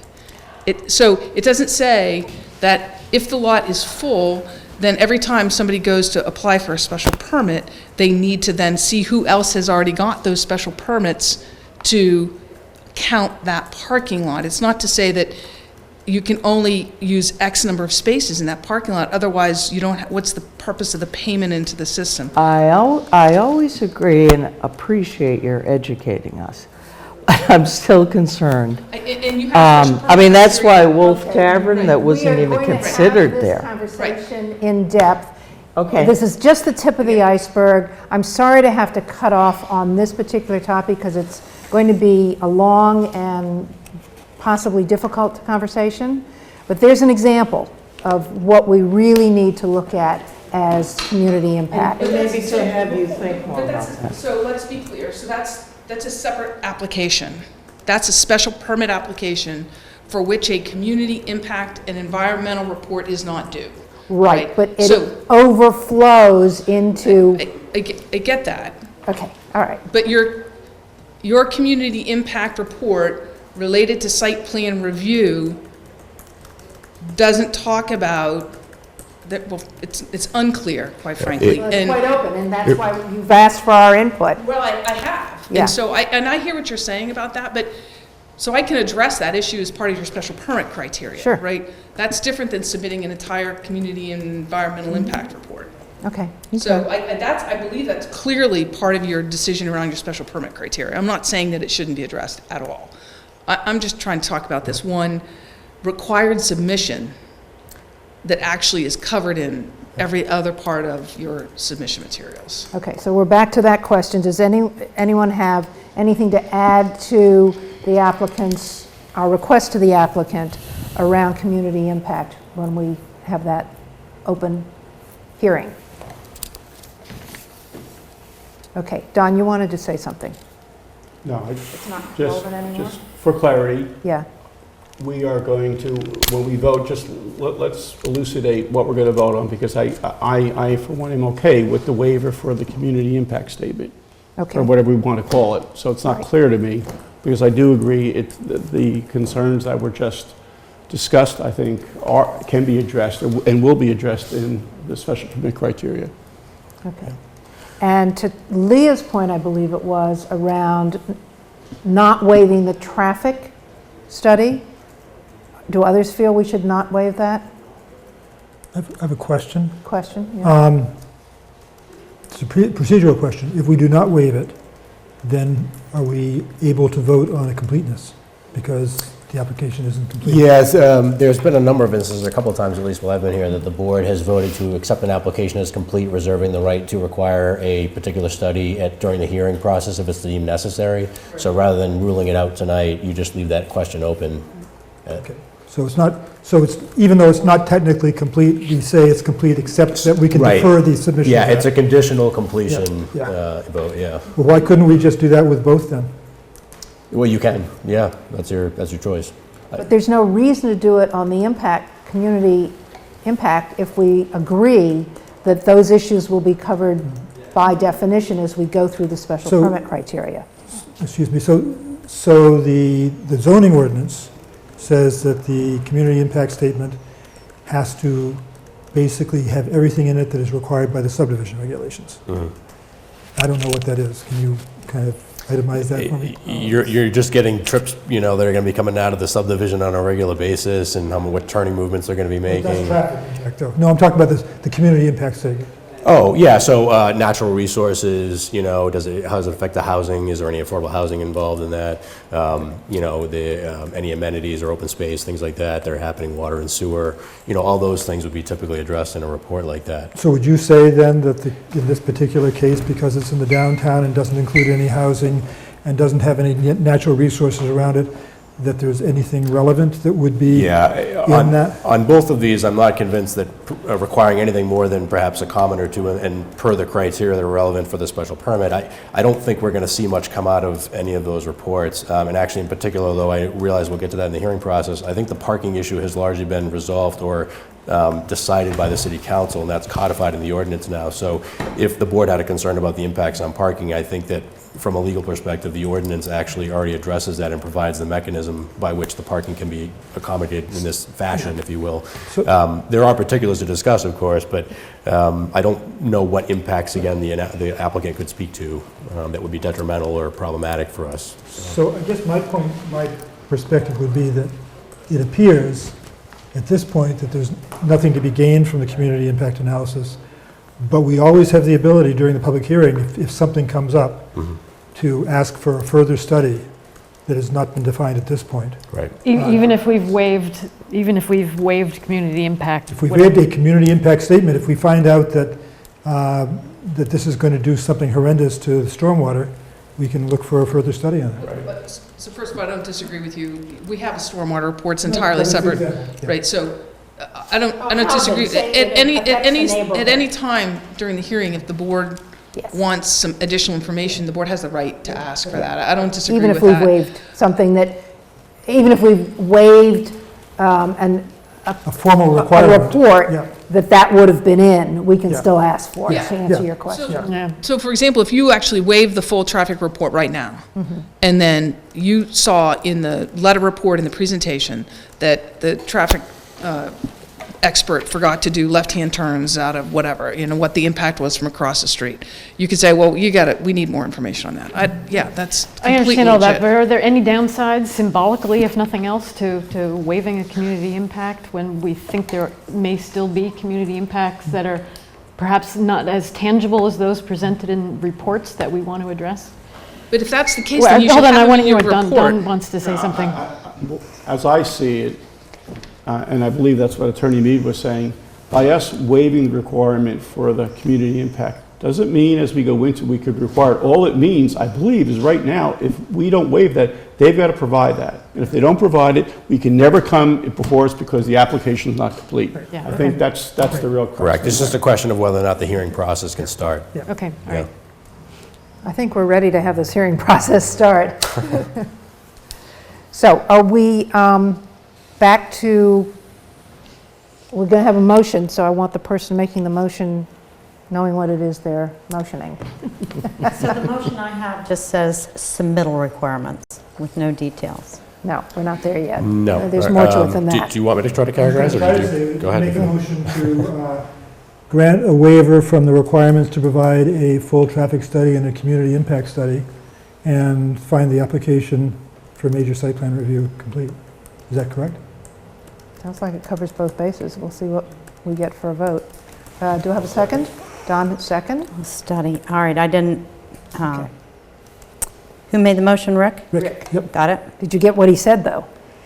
I was typing it. From the requirements to provide a full traffic study and a community impact environmental study, and find the application for major site plan review complete. Correct. Okay, Rick made that, and Don seconded? Did Don second it? Yes. Yeah. Okay. Any further discussion? All those in favor? Did I see all the hands? Yes. Yes, you Okay. So now we need a motion to schedule the public hearing for February 5th. May I have that one, please? So moved. MJ? And a second? Beth? She likes you better. All those in favor? And we'll see you on the 5th on that one. Thank you very much.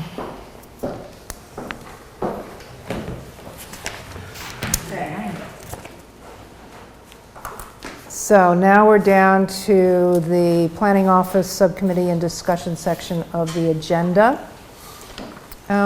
We want to review the draft decision for 311 Merrimack Street, and that was sent to us in the packet. I'd like to compliment Andy on that draft. Oh, thank you. That was well written. Thanks. I apologize, there were, Rick had pointed out, there were a couple of typos which I've taken care of. There was actually a script running in our Word document that was preventing word check from checking. So as I'm going through there, unfortunately, where I normally expect it to just flag it. So I apologize for that. We fixed all that. And I have incorporated a few comments that I've spoken to Rick about separately that he may reference this evening, but I've incorporated those already into the draft that we have. I just made a couple of wording suggestions, and I don't know whether anybody, I think there are more clarifications, but if anybody wants to go through them. Are they major? I don't No, think. we should have them because this is Okay. the final decision. Let's do it. Okay, on the bottom of page 2, the last two lines of page 2 says, as such, it is not clear that the applicant's conceptual alternative plan meets. I just thought we should be more affirmative and just say, as such, the applicant's conceptual alternative plan does not meet. Does not Just be meet. specific, just be affirmative about that. On page 3, the fourth line is a reference to the board, and because there's some references to the planning board and the zoning board, I thought it'd be just better, if it's correct, to change require the board to require the ZBA. Is that correct? Yes, and I'm highlighting Rick's changes here, okay, so okay. I've highlighted that here, and I agree with the changes Rick has suggested. At the bottom of, I'm sorry, also in the middle of page 3, in the second paragraph under the itemization of public benefits, I thought it should say modify the landscaping along the frontage of the lot rather than along the frontage of this structure, because some of the landscaping was closer to the street. This is a more complicated one. Down at the bottom of page 3, that last paragraph beginning with the word since it is doubtful. And I got rid of the word since and just began the sentence with it is doubtful. And I added some words so that that sentence would say, it is doubtful that the applicant would be able to meet the above threshold.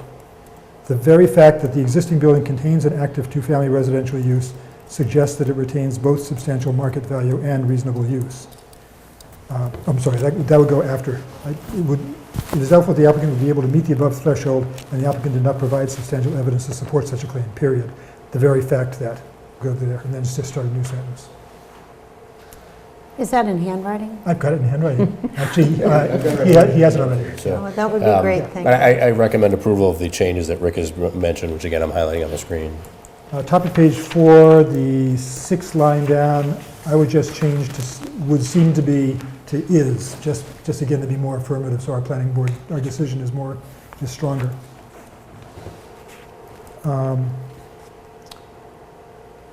On page 5, under number 2, It says the applicant's initial filing suggests that 2 residential structures on the lot is necessary. I thought it would be clearer to say the applicant's initial filing suggests that approval and construction of a second residential structure on the lot is necessary. Because it's really talking about the actual second structure. That's all.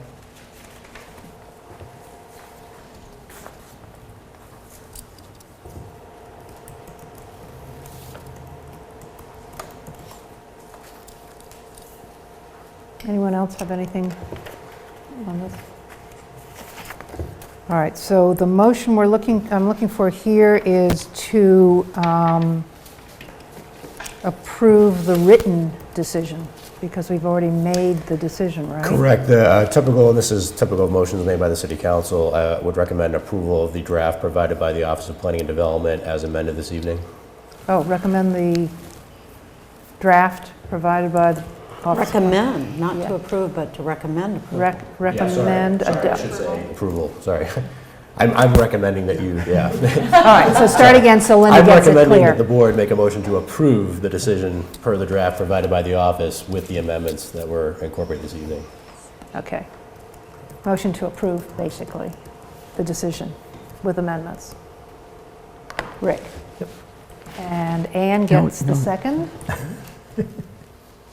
And I believe everybody's eligible to vote unless you know otherwise. I was not here for that decision. So if you, Have you missed a meeting that we've discussed that you did not listen to? It wasn't sent to me to listen to that in Pardon me? particular. That was not sent to me to listen to in particular. Is that the meeting that was You not missed the taped? meeting where we actually made the decision. Correct. Well, so we had a hearing that night and you weren't I wasn't present. here. Right. Okay. Because you were at the site visit, weren't you? I was, yeah. Yeah, she was, we had a meeting Yeah. after that to confirm our That's right. I decision. was absent that night, so. Yeah. so I find it kind of strange because I was the one that, Pardon me? I was the one that motioned to approve the thing and then we voted it down. So I'm confused as to the right way to vote on this. You're voting for the wording of the decision You've that already voted, supports. So that's been documented. It was your motion Right. to approve, it was seconded, and then the board took a vote, and there were yeses and nos off of that. So my approving this wording doesn't negate what I... It does not change your vote, no. We've actually, so the language in here encapsulates the decisions each of you have made individually, and then, of course, the total impact on the applicant, which is that they were not able to obtain the 6 votes they needed. Rick Tanner made a motion to approve the written decision provided by the planning office. The draft with Draft. amendments. As amended. So even if our vote was contrary to what is in here, we can still vote? Because you're just for the voting that language. this That the language- represents what the total board. Correct. What the decision was. Okay. Yeah. Good question. Okay, and MJ, you're saying you missed that meeting? Correct. Okay, is she the only one? Okay, yeah. so everybody else is eligible to vote. I'm ready to call the vote. All those in favor? It's all 8, and MJ abstains. Thank you for the clarification, that's good.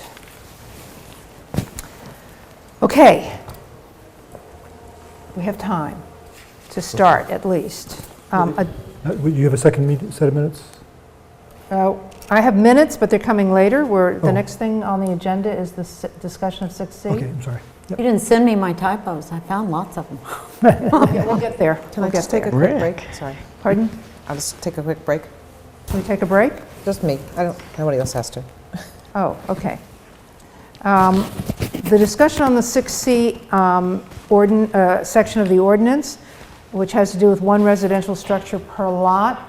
The reason why I put it on here was that we had started talking once again when it was the 311 Merrimack Street application, and we're questioning some of the criteria and how we came to them. And it's a kind of a perennial discussion. So I've looked back in my notes and seen that in 2015, we actually started discussing making changes in it to tighten it up. But at that time, we didn't question whether or not we should keep it. and recently we've been talking about the fact, is it even relevant today? So times change, economic situations change, development moves on in the city, and our ideas about it and how we want to manage, in this particular case, primarily residential development. And so I thought it'd be a good idea with some background information that you were sent as links to just start talking about what the purpose of it is. Has its time passed, or is there still some relevance to it, given other ordinances that we have right now and amendments that have been made since 2008, the last time that it was amended, and just see how far we want to take that and say, I don't know, arbitrarily, 15 minutes, see where we get on it, and see how much further we want to discuss it after that. For background, Bonnie, has or will the Zoning Advisory Committee be addressing this? With our input. That's why this is important. Yes. So they haven't taken it up yet? The Office of Planning and necessarily. Development and the Zoning Advisory Committee are particularly interested in the planning board's perspective on this because it is okay. a ordinance That's that good this board background. has overseen since its adoption. So we're particularly interested in what your thoughts are on either whether or not the public benefits have been sufficient, whether or not we need to be more specific about those or broaden or reduce the allowances, and even if there's site level issues that you think are relevant that we might want to call out in future 6C applications, or as a discussion that happened previously on this, do you think that we should get rid of the 6C section, whether we're not replacing it with something else? But we're particularly interested in your input on this before this section goes into the rewrite. So I have a comment that it seems we have these districts where we're compacting homes to make it more dense. And so to get rid of this when we're trying to create more housing and affordable housing seems, to me, getting rid of it is probably not the right thing to do if I'm we're sorry. being consistent. Getting rid of it is probably not, Is not something I would support, given that we have like the 40R and the green space ordinances where we're compacting homes and making them smaller lots and more dense. This accomplishes the same thing, but in a different way. So that's, You want to keep it? yes. Okay. On the other hand, we've changed R2 zoning to R1. We revised the zoning on High Street to eliminate backlot infill, if you will.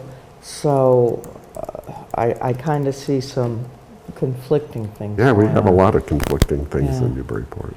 I would really be interested in some of the professional planners who have worked in other communities to talk about how, I mean, it's an unusual, isn't it, for us to have this? I In our can't offer zoning? input when you feel it's appropriate. No, I was wondering, Tanya and Rick, I was wondering. So my concern about it is that the public benefits don't have any relationship to the site. They're not related to the planning. And that's one concern. The second concern is that I think it actually works against affordable housing by, especially in the case of when we looked at 311 Merrimack, taking two smaller units and replacing them with two larger units. And so that can only make the housing in that lot more expensive. And my third concern was how it could be used and by putting the house in the backyard to really change the character of the neighborhood. And so I think we should keep it. I think it's a good thing to keep. We could keep it, but I would like to keep it where the conditions relate not to these historic or affordable housing or something else public benefits, but to the character of the development that results. And I sent Andy today, and Andy and Bonnie today, actually, it's one of these things, oh yeah, I'm actually working on this in another community, I forgot all about it. Yeah. and well, he's going to put it up there right now. But it's the 730, so it's above that. Oh, above that, sorry. Yeah, it's there, so keep going a little bit up. There you go. Where's this from? This is, I'm working on this in Portsmouth right now. So starting with 10.731 at the bottom of the page there. It says, and in that case, it's called a conditional use permit because the planning board can't give special permits in New Hampshire. But, so if you can scroll down a little bit more, there you go. So those are the three criteria that we're working with in Portsmouth. So you can do this if the design and layout of the buildings on the site will be consistent with the established character, scale, massing, and density of the surrounding neighborhood. The building's uses and accessory off-street parking areas will maintain a compatible relationship to adjacent properties and will not significantly reduce the privacy of adjacent properties. And developing multiple buildings on a lot will be equally or more beneficial to the neighborhood than subdividing the lot to accommodate multiple dwellings. So the idea here is you look, and thinking about 311 Merrimack, the design and layout of the buildings being consistent with the established character, scale, and massing. So we were talking about, do we want to put a building on that open space that everybody has big backyards, or do we want to preserve the big backyard, and what's more important? You know, the relationship is just talking about the area, looking more at the area, and saying, well, we can be flexible if we're not significantly changing the character of the neighborhood. And I think those are better characteristics or criteria for us to use in deciding to do this, and still allowing us to have flexibility with how we look at things. I think the thought that we should use the 6C more often in side-by-side houses rather than back and front houses. Yeah, I don't like the, Yeah. I think that's, from my perspective too, it's changing the character. And if you It's changing the can character. scroll up a little bit more, Andy, on that, there's another provision there. No, I'm sorry, going down. There. So the planning board may require that the area between such freestanding dwelling and the street on which the lot is frontage shall be free of any structures. For example, the board may require that one freestanding dwelling not be located behind another dwelling or behind an accessory building such as a garage. So this is to maintain the character of the street with houses facing the street and not putting one house behind another. This would be required because our current ordinance actually requires that they're not sort of side by side. They're, you know, there's one that's sort of dominant, you know. Right. But you could get rid of that if they were side by side. You Right. wouldn't really need that subdominance thing. Well, except that in many cases, it's an older house that you're Yeah. putting a newer house next to, right. so you would like the older one to. Yeah. You wouldn't want it to be bigger, certainly, yeah. Or this, yeah. Because I think that when I looked at it, that was my issue, is that if you want to have two houses, then you should do a subdivision, right? And the R2, to me, when I see R2, and if I think about planning, I think, okay, I have an R2 district because I want a certain type of two-family home, right? That's what an R2 district essentially would be having, not two single-family homes on one lot. And that's what's happening, is rather than it being sort of fitting into that two-family, you're getting two single-family homes. They're trying to make them as big as they can with their own garages, and it's taking away from the character of their neighborhood. And especially in the instance of this one on Merrimack Street, I mean, it was pushed back, and you're now putting a house in the other neighbors' backyards, right? So that's an issue too. Because the way houses are organized, you have a house that's oriented towards the street and the other houses are next to it, and then you have that space in the back, and now all of a sudden you have a house right there, and that's difficult, you know, I think. But I do think, if I understand the reasoning behind this was because you were getting the houses that were connected, is that right? So you were getting these monstrosity houses that were really long, Right. and did we fix that side of that part of the ordinance? that you Well, weren't there doing are that? some requirements about how structures can be attached now that were not there before, actual Okay. design requirements that were adopted and partially address this issue. However, I was not working with the board before the 6C was in place. It was in place when I got here. So for the feedback on what the issues were that you saw prior to that, I'd have to defer to folks like Bonnie who've been on the board longer. The biggie, and it's on 251 High Street, 3 in a row, all the way back, as far as the eye can see. And that kind of put us over the edge. I can't remember any of the others, but that one really was the driving force to come up with the first in 2004, where we didn't have any benefits. We just said you can have two on one, you can have 2 units on one lot. And almost across the street, one of the first ones that came through in 2004 was 346 High Street. And there's a historic house, and then next to it is a house that's been built as a sort of a replica of a historic house. And you walk along High Street today, and I don't think people make much of a distinction between them. But it speaks to the point that we're coming around to now, which is what we'd like to see is a streetscape that is consistent. And it only started getting into the back of the lot as people started taking advantage of it when there was more money coming into development in the community, and then they were trying to fill in every space they could because they got more market rate, a higher market rate on the two than a two-family. Right.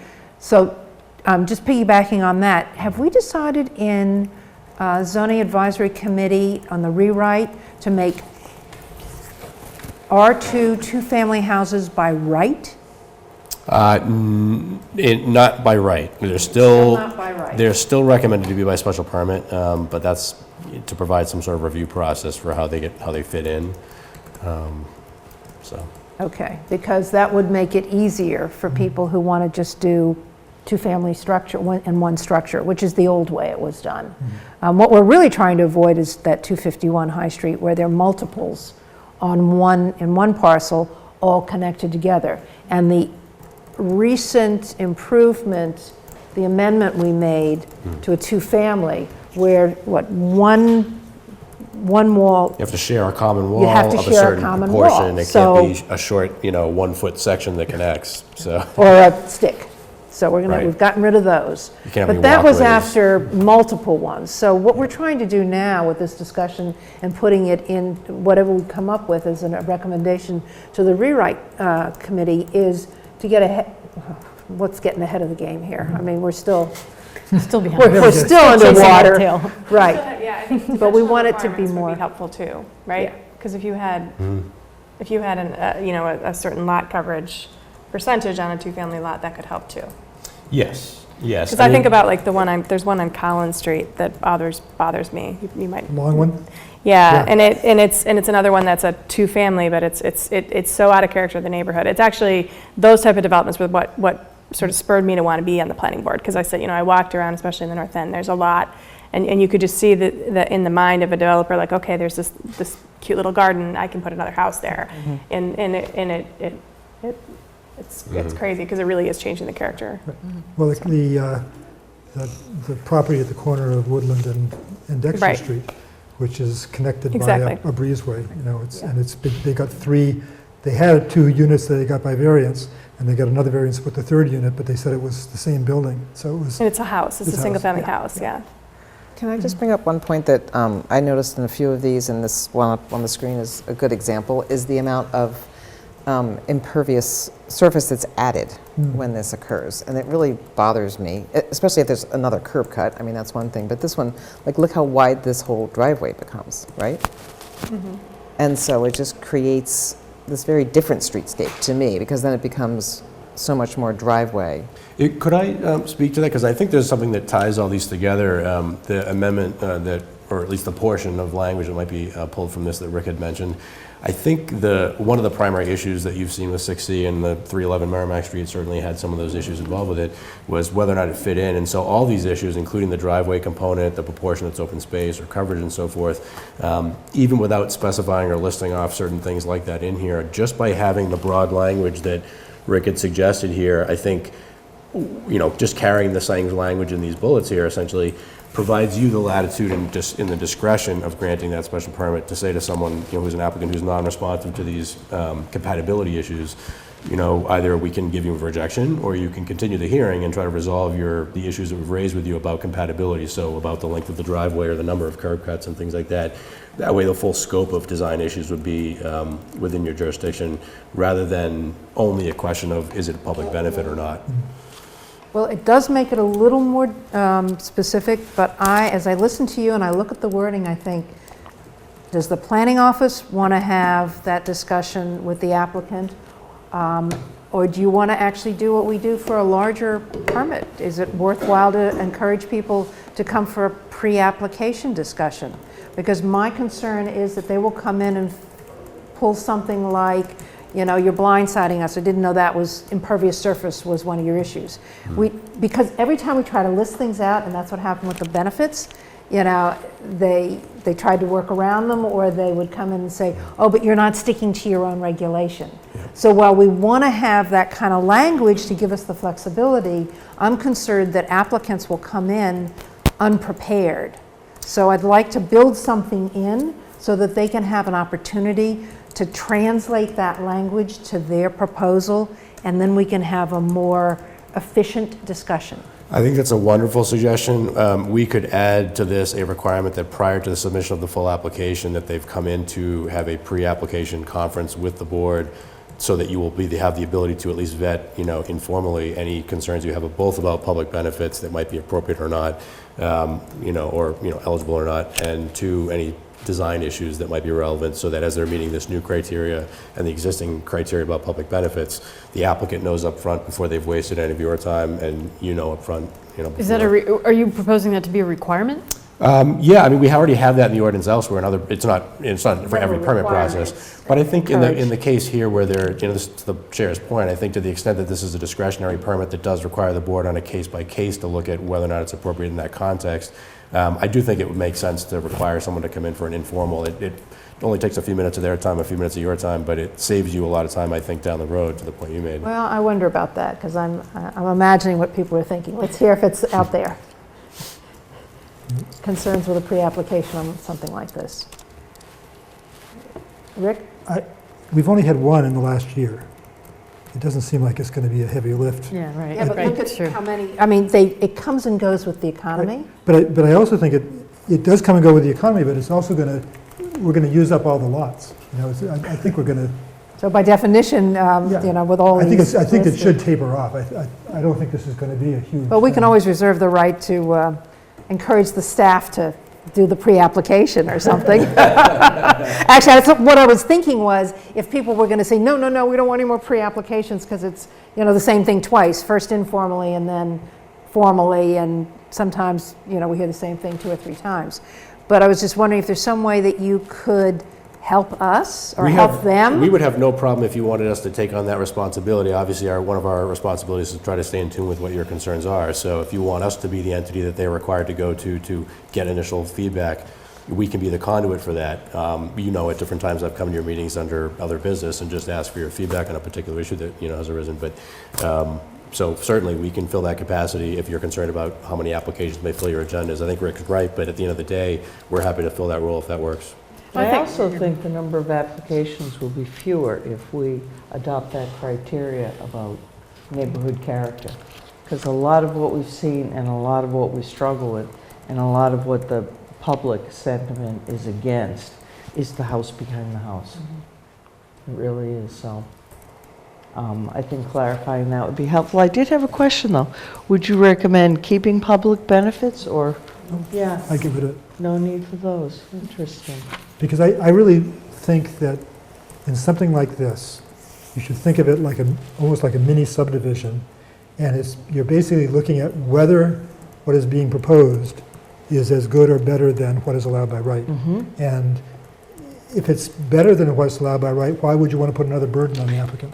I agree. Yeah.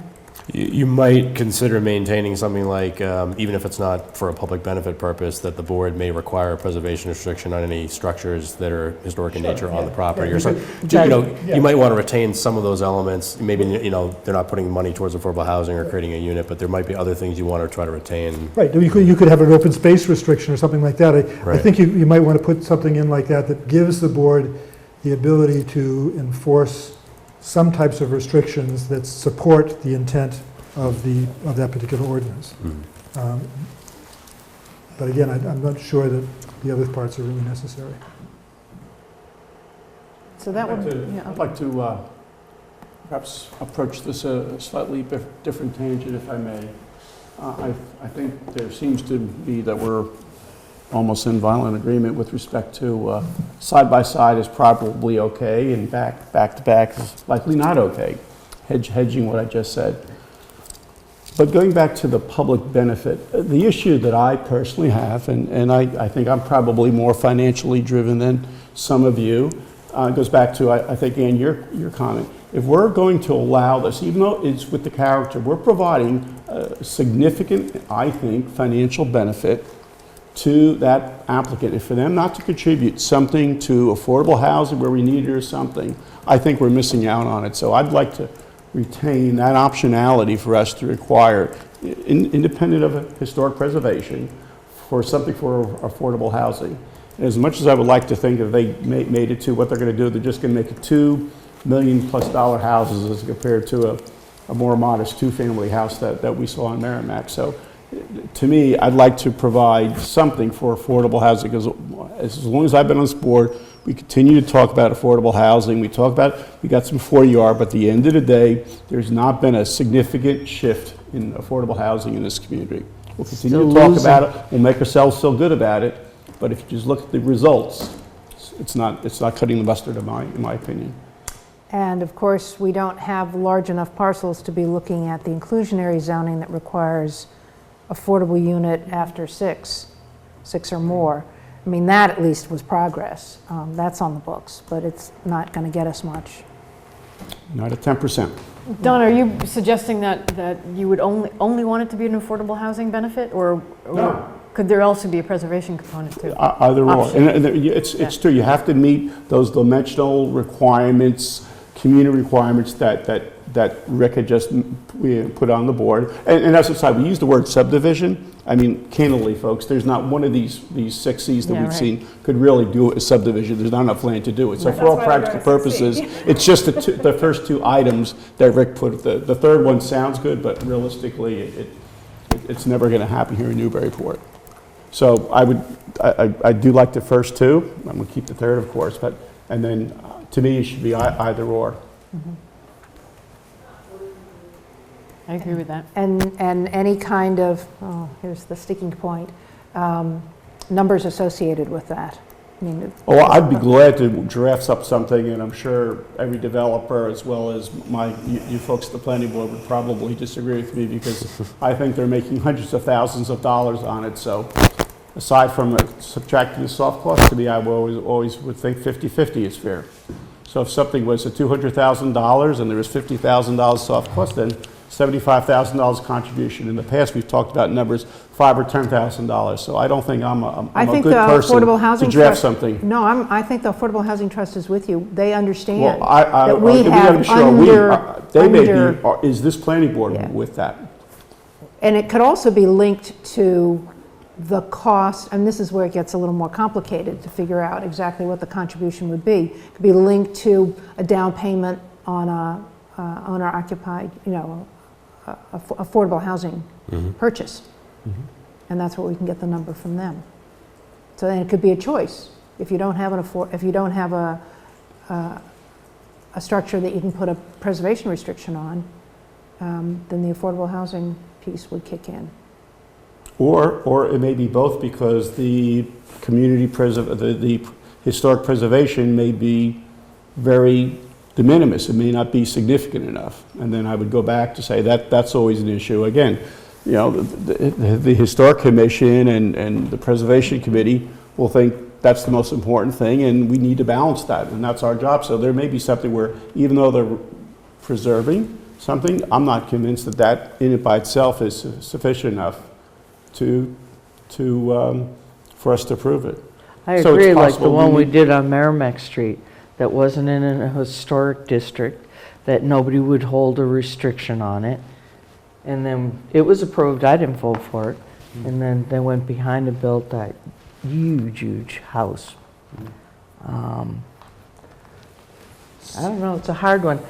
I would never go that far, although I'm a big advocate of affordable housing, in terms of what you're proposing as a levy, if you will, on the developer. So I think we've got some general components going here, but I think we really need to be very careful about specifics. So in terms of this, I'm generally supportive of affordable housing. I just don't know, I don't see the connection. I guess that's it. I don't see the connection, especially where we allow a 5-unit development on top at the corner of Market and Merrimack and Summer to come in with a no affordable housing component to it. Because it didn't meet the criteria. I know. Exactly. What I'm saying is, limit. if we're going to require it for a 2-unit development, I don't want to require it for a 2-unit development unless we're requiring it for a 3-unit development. And don't require it for 3 unless we require it. I mean, I think if we're going to look at affordable housing, we've got to be consistent. And I think it would be inconsistent to require affordable housing for a 2-unit, when you're building a second unit. It's not even a 2-unit development. It's permitting somebody to build a second dwelling on a lot where two dwelling units are allowed. I mean, we're not actually, what we're doing is as we all know, we're allowing somebody to put 2 houses where a 2-family dwelling is allowed. That's basically what we're doing. So why would we then not require a significant affordable housing levy for a 3-unit subdivision, or for an apartment building with two dwelling units? I think we really have to get at the substance of affordability and see how far we're willing to levy before we get into this. And for me, again, if this is any worth at all, its worth is to encourage somebody to do something that is better than what is allowed by right. So maybe we don't, I mean, if we can't think, if that doesn't work, then maybe we don't want the provision at all, I guess. That's my So, if you wouldn't mind clarifying, are you saying that the subdivisions that were approved were 6C, or were they not subdivisions that were basically approved by right because they met dimensional controls and/or they were granted variances, which is a different issue by the ZBA? Right. So but you could have an inclusionary zoning ordinance that required an affordable component to a subdivision. Well, ours does. Yeah. And a 2-lot subdivision, Right. or a 3-lot subdivision.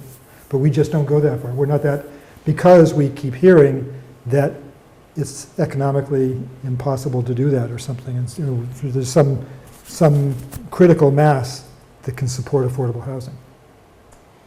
So when we keep talking about affordable, are we talking the big A or little A? I think we're talking about big A. Big A. Big A, yeah. Yeah, it goes on the index and the Clarifying, survey. especially since you may not have seen this ordinance as much over the years. The ordinance itself doesn't require that all of it be big A affordable deed restricted. And I think there have been a few instances in which the board has looked at the possibility of funding that would go to the housing trust.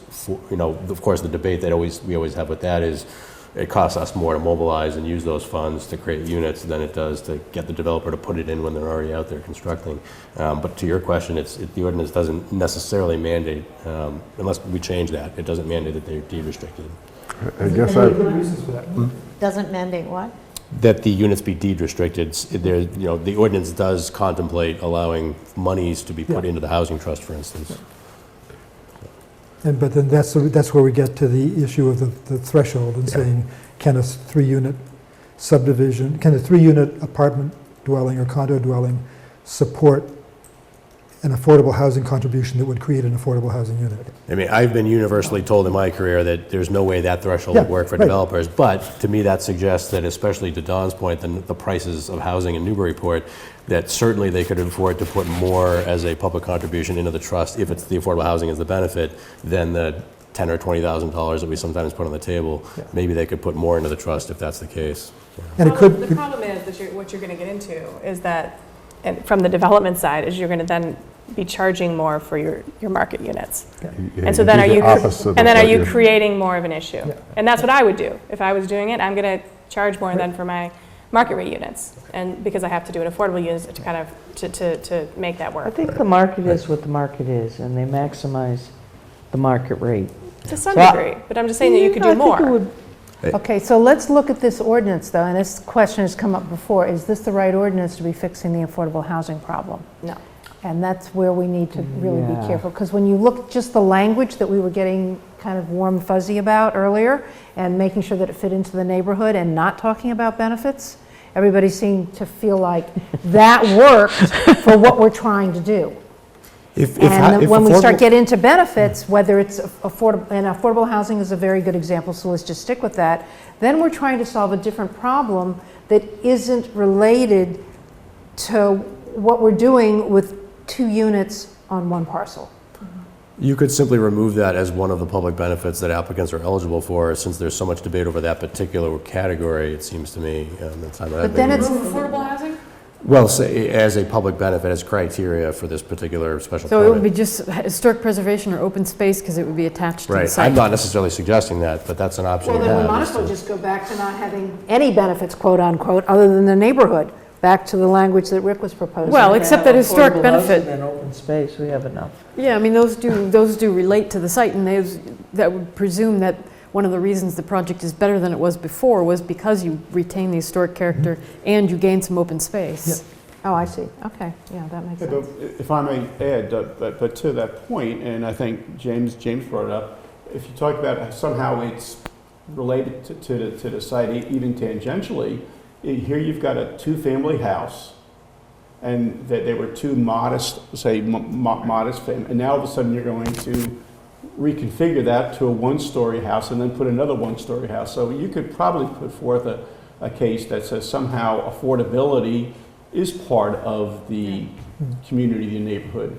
Right, by doing this project, you've lost the affordability component, so you got to put it back someplace else. It's very interesting that, you know, there really are two different kinds of projects. One is the 311 Merrimack, which is taking a two-family house and converting it into two single-family houses.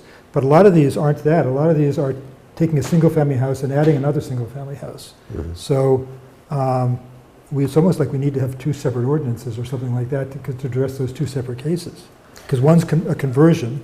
Well, I think, and just knowing how ordinances typically work, and rather than, my suggestion is rather than making the ordinance more complicated by having subcategories, if you will, I think the broad language that you've suggested here for the compatibility and the broad list of public benefits that folks can at least come to you and present as their option that they'd like to ask for your approval of, I think you retain the flexibility to look at those in context on each application without having to modify the ordinance language. I think you have, because it's a discretionary special permit, and you have to conclude that the public benefit is there if there is one required, and you have to, if this language is added, which I agree with, you have to, as board members, feel comfortable with the project and it's how it fits in the neighborhood. So you're saying both? I think Public both are, I think benefits both are and- beneficial, yes. Well, I think they're both beneficial. I would suggest not having the public benefit criteria as criteria for approval, but having them as things that the board can apply as a requirement as part of the granting of the special permit. And the reason I say that is I can imagine sites that don't have an existing historic house and that don't have significant natural resources attached to them, and still this would be better to do it this way than some other way. I agree with that entirely, because I think sometimes people use the public benefit as like a ticket to get the project approved. Yeah. If you set that aside and that's a separate issue, Right. you judge the project just on its So we merits. judge it on that, Right. and then we say, then we add a provision saying, as part of its grant of the special permit, the planning board has the authorization to require preservation of a facade, to require preservation of particular open spaces, and maybe there's some other things in there that we have the ability to require, but that aren't the thresholds for being allowed to apply. And that works because you can break them down, like you just said, a facade Yep. or some piece of it. So the language has to be crafted in a way that gives us some flexibility to do a partial preservation Yeah. of something. Or how does it work, let's just play it out, to preserve more market rate units? If it were on site, like we were saying, it might be better to have, to use this to preserve units that wouldn't be these two McMansions next Well, to that's each other. scale and massing. Oh, okay. Yeah. Okay. Yeah, this actually could potentially, I don't know whether it could or not, but it could potentially help prevent tear downs, because somebody might have a piece of property that is undersized for their lot, and the only thing they can do to maximize the benefit out of it is tear down the ranch and build a 3-story fake federal. And if we give them the opportunity to put a second house on there instead, and maybe we've saved the ranch and got a second house. So it might work that to prevent a tear down. Well, if there, I mean, as an example, there's a ranch on High Street, and I personally would be okay if they tore it down and put a fake federal. I know So which one you mean. Maybe that was just a bad example. No, but if you go more into the north end is full of them. Great small houses. Yes, they're wonderful small houses. Oh, That are yeah, affordable. tucked back. Yeah, no, Yeah, exactly. that's what not if the you- one I was talking about. Yeah. Well, there's 3 examples right there: scale and massing, partial preservation restriction, prevent a tear down.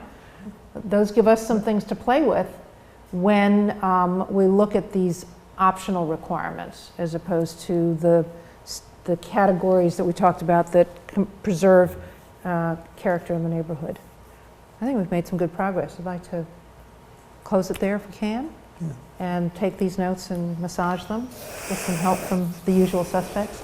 So where do they go from here? Do they go to And Andy the will- study? Yeah, we'll be bringing Yeah. this feedback back to the zoning advisory committee so we can talk specifically in that group about the section 6C. But I'd like the draft of whatever we want to take there to come back to the board just for your information. Oh, yes, yes. So somehow we'll get you a draft so you can look at it. As stakeholders, you're the key stakeholder. It's a provision that you're going to have to administer and have been doing for a while now, so definitely. Okay. That was productive. Yeah. Thank you. Okay. Next item on our agenda is Waterfront West update.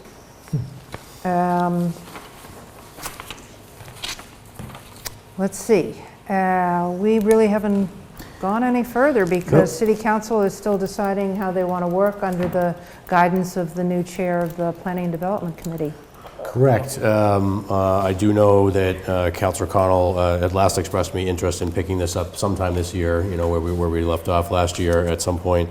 I think we have to decide when, that is and what content that would come in, what kind of ordinance that would come in. I have talked to the ward councilor, Heather Shan, who's now the chair of the Planning and Development Committee about it.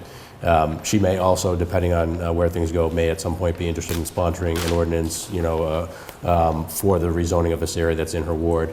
And one of the things I had talked to her about, and to Bonnie about it, chair of the planning board, is that we're trying to get essentially a 3D model. So we're going to be asking the city council for an appropriation to create our own 3D model, because it seems to me that the primary issue that comes up over and over again about Waterfront West is what is the size and scale of massing of the buildings there, and the layout on the site in general. So if we can get some kind of consensus over that issue, I think the other issues involved with that ordinance, the other language and provisions and so forth can be hammered out.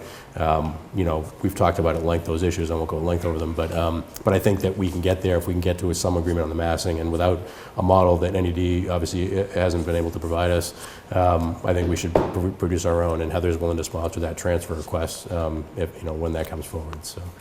So how will you program that model in terms of number of units? No, so actually, rather than looking at it as units, I think that the numbers we got from NED more recently, the 215 to 230, I think those numbers are inflated for what can fit on the site volume-wise and still fit in character, and to make the program financially viable. So I think that those numbers would come down, but to me, I think that the model would be developed based on basically, building heights, 1-story, 2-story, 3-story, with essentially toggles that we could turn on and off across the site to vary the building heights in those areas, so we can get a sense of how we feel the heights are appropriate in different areas. Not to design the buildings in great detail, but just to get a sense of where we feel the massing is appropriate for this height, that height, size of built volume of buildings. Just to be clear, you take their footprint and you pop it up. Actually, is that what you're thinking? We had actually talked about not only looking at the layout that they had given us, and this I think was maybe a concern that you had raised previously, that there might be some issues in the layout that they provided to us that could be improved or changed. But by who? So who does this? Well, so the who consultant, essentially designs a new footprint? Right, Yeah. so the consultant would be working for us, but the two things that we had talked about having the consultant do initially for us was, and again, this may increase the cost for us. Oh, a but consultant? having a consultant do a SketchUp model for us, and I have experience with SketchUp, a model that is easy for us to work with and is not some exclusive proprietary software, but that the model would actually use both the prior waterfront strategic plan layout as an example for where those building heights go. And that was something that came out of a discussion here with the planning board, and one of them being the NED's site layout. We might have other things we want to tweak or discuss for layout, going forward from there, but that would give us a sense of these two, the pros and cons of each of those layouts to compare against each other in terms of volume on the site. Is it really obnoxious to say that this is what we were arguing for a year ago? It is. We didn't have the capacity to create the model ourselves. I mean, maybe if we had more time in the day, we could. But again, we reminded NED that they should have given us the model. They weren't able to or willing to. So. Well, I didn't. We weren't even arguing it from NED. We wanted it to be done in-house. Yes. Because it's much better that way. Yeah. Unfortunately, that wasn't. There was an effort to get the ordinance forward and rely upon what we had from NED at the time, and I think that we've seen that didn't. That wasn't productive, and so that's why we need our own model. Well, I would caution you to go incrementally on that model and just build in public reaction, because if you take 210 units and try to stick it on that site, I just don't think people in this community, I can't imagine how you would do it in a way that it would be acceptable. So. Yeah, to me it seems quite obvious that by reducing the volume itself, which I think is where the conversation has gone from the NED volume we saw, sort of horizontal block buildings, it seems to be just by doing that we will reduce the count that is physically possible for them to propose. Yeah. So I'm not worried that we're going to ever reach the 250 and 230, because I do not think that based on that volume, even if they play around with the corridor sizes and room sizes, I don't think that there's a way for them to get up to that count with the volumes that I think will ultimately come out of that. But what we've seen from them was also based on their draft ordinance, which changed parking requirements, changed current open space requirements on that property. And again, I would just caution whoever's creating this model not to necessarily use the zoning that they had come up with and eliminating, for example, what we have now under zoning. What would be really interesting, I mean, if we really wanted to do a valuable test with this 3D model, would be to do, we've got two extremes. We've got the 2003 strategic plan, and then we've got NEDs, and the variables in between are nearly infinite. And it would be interesting to see, and I don't know who this consultant is, if it's an architect or how skilled they are at designing different, planning diagrams, if you will, but to have it be like a sliding scale, and I go up like this because it kind of, and then present these to the public and have them decide where along this sliding scale it's comfortable, the density is comfortable. I think that building on that, if we looked at the strategic plan layout that was proposed as one end, and you could, once you built that in, you could say, because I've never seen anywhere, and maybe it exists, a quantified square footage, what that represents in square footage or dwelling units or anything like that. So you can start with that, say, what's the square footage that's represented by this 2.5-story strategic plan layout? And what's the square footage? And I wouldn't even go all the way to NED. Don had done a proposal in terms of building heights, and I had done the same thing. And we could look at that as almost the other extreme. Don't go all the way to NED. And stop there. Yeah, right. And say, what does that represent in terms of square footage? And then you could say, well, if it's X ground floor square footage in this one and Y in this one, you could say, well, that's how much commercial space we have. And then for second and third floor stuff, you could say, well, we could divide that by an average, gross floor area per dwelling unit, and so that's how many dwelling units we have. And then that's a comparison. That's well, and you don't even need to fix the number of dwelling units, because that really could vary depending on but the size of the units. I guess I'm just thinking about it in terms of order of magnitude, comparing orders of magnitude between the two things, not saying that these are accurate, but this could be 175 to 200 units, whereas this one is 80 to 30. And I like having it be some variability in each, a high and a low number for each number. It depends whether they're single, one bedroom or 6 bedroom. Well, and that also keeps people from fixating on one particular number. Is there like an average square footage that we're talking about as a unit? It depends on what you're marketing for. There's going to be studios, one bedroom. Right, so an average, I'm just throwing it out, thinking that 1,000 square feet might be average over 200 units. Some of them would be half that I size for bet it'd be studios. higher. Well, it could be. I mean, if you had studios, I mean, I suppose, I think we could actually look at some recent projects. There's plenty of recent projects. Well, I guess what I was thinking, even a really simple model, you can make one with blocks that are Lego. yes, and you just stack, okay, this many blocks represents this many units, and here's the space, and you just kind of lay them in and like, Well, that's essentially what SketchUp is. Yeah. but those require a technician that knows how to You mean run we the could all just software. come and play with blocks? Well, or even as, wait, what's the group meetings that they have? charrettes? Yeah, it could be a charrette. I don't know. Well, it's the way it used to be. You had a physical model, you would come in and put in different structures But and even play to around have with a them. charrette at the stage we're at, with all the information that's been shared around, it would be much more productive if we had some of these variations on the model so that people can respond to them. And that was, curiously enough, that was part of our discussion with Councillor Shant, was at a certain point, depending on how we want to get there between the planning board and the city council members and the model that we can play with, we definitely should have a public input time before it ever becomes another proposed ordinance to go to city council. And that would be part of it, but we need to get the right information into it. So it's a combination of the model, but there's also more groundwork to be done between members of the city council and the planning board. So I was thinking that you should think of that, since we don't know how we're going to do that yet, just think about if you would like to volunteer to be in some sort of an advisory or working group. Well, we did set up that subcommittee. No, I think we set one up for the 40R district guidelines, but we didn't set one up for Waterfront West. I thought we Did we? had. I thought Don was on it and you were on it. And you Yes, were but on that, it. I thought that was for the 40R.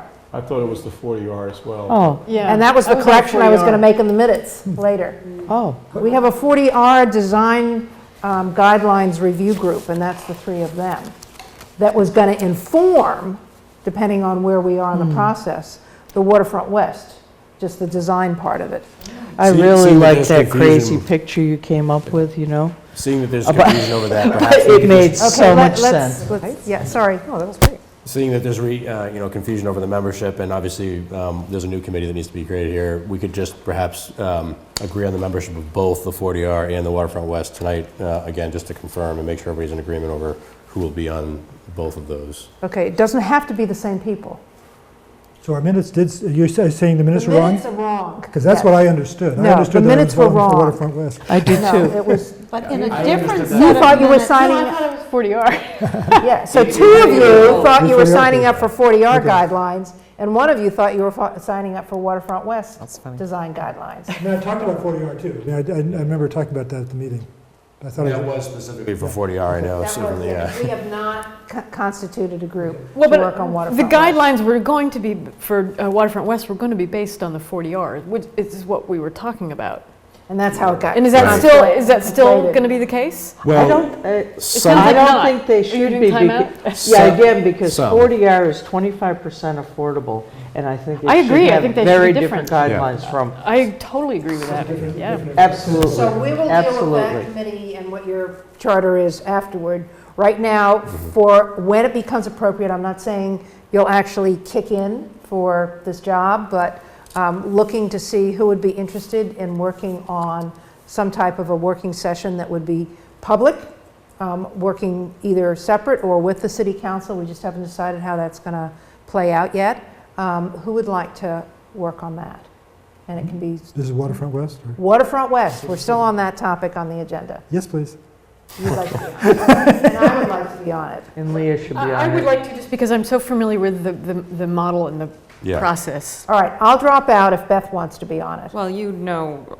No, I don't have to be on it. It's probably maybe better that I'm not. The other idea that we played with, and again, this is only if we, well, it doesn't have to be, but if we coordinate with the city council, an evening meeting would make it easier for people who work full-time. So that's also a consideration of when you could work. It wouldn't necessarily be during the day. But if I've already got volunteers, I don't know if that changes your volunteering. If it were Beth, Leah, and Rick. What if, I mean, Would you, if it had to be in an evening, would that be okay? evenings are, Rick doesn't have a life. Unflexible. yeah. He goes home and writes, zoning ordinances, plays with his blocks. So when and if you are needed, you will be called to serve on the Waterfront West redesign committee, or whatever it becomes called. But we're going to leave that open right now. Yeah, we're just thinking we'll call it Waterfront West Advisory Committee. We could make it something more fancy, but we'll just thought we'd keep it simple. Okay. Whack. As an aside, to me, that suggests that we have agreed with the developer that a special permit would not be required. You need to have it by right within some type of a master plan. I mean, that was the whole premise. No, yes, that's when they first came. If you recall, the reason they wanted all this ordinance is they wanted certainty for them, once it's passed, for them to build whatever is very similar to 40R. I know, but that ordinance is gone. That's out of the way. And all I'm saying then, if with respect to your advisory committee, if it's right now a special permit, they with It's not anything now. Oh, yes, sorry, right now, it's an overlay district with a special permit. special permit. Yes, absolutely That's right. right. Yeah. And we're talking about revising that overlay district permit I understand that. I understand that. So nothing's, And I think our Nothing's- report, our official report to the city council Said it it will was be going a to keep the special permit. special permit. absolutely. So you don't have to worry about that. I'm not worrying about it. All I'm saying is that if that ordinance, the current overlay district, was changed, and say there was agreement that we would, for whatever reason, no more than 4 stories maximum, it's already on the books. Everything else we're worried about, what the planning, everything is all on the books. That's all I'm saying in the current overlay district. It's a special permit. We have all the different criteria. You have to evaluate each one, each. So I think the point you're trying to make a point that irrespective of the review process, ultimately speaking, if the ordinance doesn't codify certain height requirements and things like that, that's where the control is over those issues. This is a special permit, right? But but I think one of the things that has been asked for and looked for is allow you to go to 4 stories, which you can't right now. So, because it's only 35 feet, right? Right. Yeah, so you can only go to 35 feet right can now. do So a- one of the things we could consider is increasing the height to what they're looking for, something closer to what they're looking for. And again, that's all I'm saying. It would be a whole lot easier if what's on the books and then you made it from 35 to 45 or whatever number you agree, then we still have all the flexibility Yeah, to do right, what we want, that's right, all. right. Because by special, I'm not sure it's that big of a task. If we agree it's a special permit, which I think we all are, then it's gonna have to go through the special permit process each time. So, but your point is good, because it means that it just reminds me that anything that any of these advisory or other working groups come up with will always come back to the planning board for discussion and understanding as we move forward toward an ordinance. And approval, that's Well, just no, this understand- is toward an ordinance, and then once the ordinance is put forward, and I think we have that understanding from Councilor Shand, haven't spoken to other councilors about it, that it will go through the joint public hearing process, but the design work, the crafting of the ordinance, the hard work will be done before it gets into the public domain. And it'll include public input, to James's point about a charrette. And who's drafting that ordinance? We're not there yet. In the future, though, whose responsibility is drafting the ordinance? I see our office being responsible for the majority of the work involved there, but the policy discussions about what sort of provisions to include, whether they be some design guidelines, some of the 40R, some different, that's going to be vetted through this group, but we would be, I think, responsible for drafting those. But not The through the city council is responsible for all And zoning this is something ordinances. that the planning board members should always be aware of. Councilors can submit ordinances that they've worked on or others have written, for them. E.g. So Brown School. they are entitled to do that. So just because we work on something, it doesn't necessarily mean it gets sponsored or. Ideally, what we're talking about is just a 3-stage process where this joint advisory committee comes up with some recommendations, and then those get brought to the planning board, and the planning board vets them, and then it goes to a joint public hearing with the city council, and ultimately the city council votes. Well, I'd like to say it's actually that clear, but it's not. We have not had the confirmation. I guess that's why I said ideally. Yeah, we have not had the confirmation of the first step of that yet. So that's why I'm saying You volunteered to be on this committee that doesn't exist yet. That's the best kind of committee to be on. You've had fair warning. Put it in my resume. Yeah. Very efficient. Okay, I think we're ready to move on from Waterfront West. So 40R then, right? Everybody's gonna do Okay, that? so Okay. this was a meeting you weren't at, Andy, I believe, where, however we got into it, we decided that the guidelines, we were talking about Boston Way. Talking about Boston Way, One yes. Boston Way. And we got tied up in knots because we really don't have a leg to stand on to seriously push back on the design of the second building And the scale. and the scale. And I think one of the point that I was making was that where we are now, it's not a bad location for something like this. It's not none of us were necessarily really excited about the design, but it becomes much more sensitive when you go across Parker Street and come along that site along the railroad tracks, and you wouldn't want to have those design standards apply in that location. So need to think more about scale. So it's and the extension massing, of and the buildings, when you do look at it, they scale down. Yeah. We're not likely to have big blocks anymore. I think we restricted those to things that look like multifamily, small multifamily units. But it needs to be looked at again, now that we've had that experience and more in-town development. And the city, the boards may not have known at the time that site was so constrained by power utilities and drainage utilities and all that kind of stuff, so that the only thing you could build was a rectangular block. Okay, so the three people who volunteered to look at that were Don, Rick, and Leah. And I was just wondering, now that you know that's what you volunteered for. I knew that's what I wanted. So if I may just start, one approach, because everything needs to be done in a public meeting before we even have a public meeting. My suggestion right now in this public meeting to my other two fellow board members, one approach, there may be other approaches, is for one of us to volunteer to go to the next Planning Development Subcommittee and say the planning board has started this committee. They could put us on, the person on the agenda if need be, for the open public meeting. And then we would say, here's what we're doing, what we just said, because across the street, we want to take a look at the scaling and fenestration, delineation, et cetera, and we want to take a look at that. And the reason it's important because, we want to be sure that they say, oh no, we don't have any interest in it, that's their prerogative. If that's the case, well, obviously we'll try to convince them why it's in the best interest of the city to do this. I don't think they'll say that.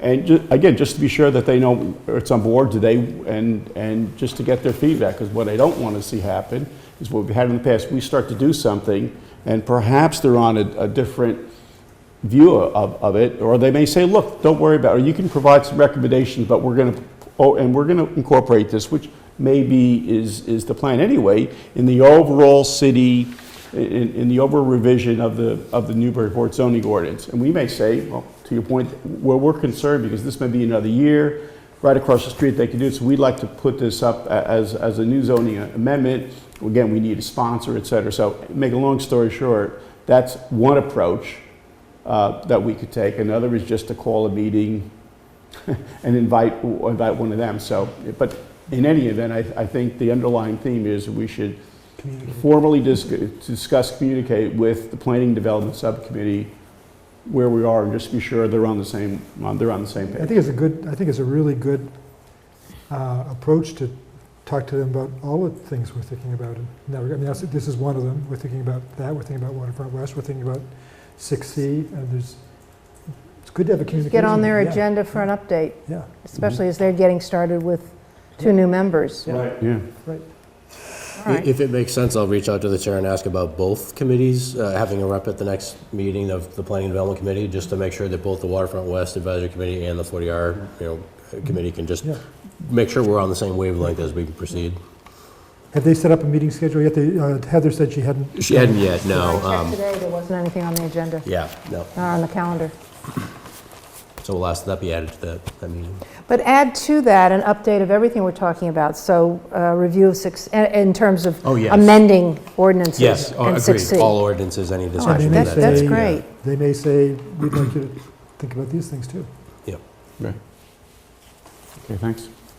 Who is the, Rick, are you going to stay on the floor Yeah. tomorrow? Okay, just checking. It all blends together. So the only difference is we're substituting me for Beth. Because Elaine's on both, Rick's on both, Beth is. I'm passing you the baton. Thank goodness. Okay. All right, let's move on to approval of minutes for December 18th. Beth and Tanya will be abstaining. And that's where I'd like to clean up, recommend we clean up right at the very end. You talked about Waterfront West being the subcommittee. In fact, it should be a 40R. Okay, wait a minute, I was just, Yeah. let's see, the 18th. Okay, what page? Oh, way at the end. Always. Yeah. It's Waterfront West Committee. It's not a Waterfront West Committee. It's a 40R design guidelines review committee. Discussed under Waterfront West? Well, Okay. it was. They kind of merged. We were Yeah. basically talking about what Leah was saying. Yeah, that they the were gonna be the relationship connected. between the two areas. But that's not as important as cleaning up the All right, fact am I that, going to call it an advisory committee?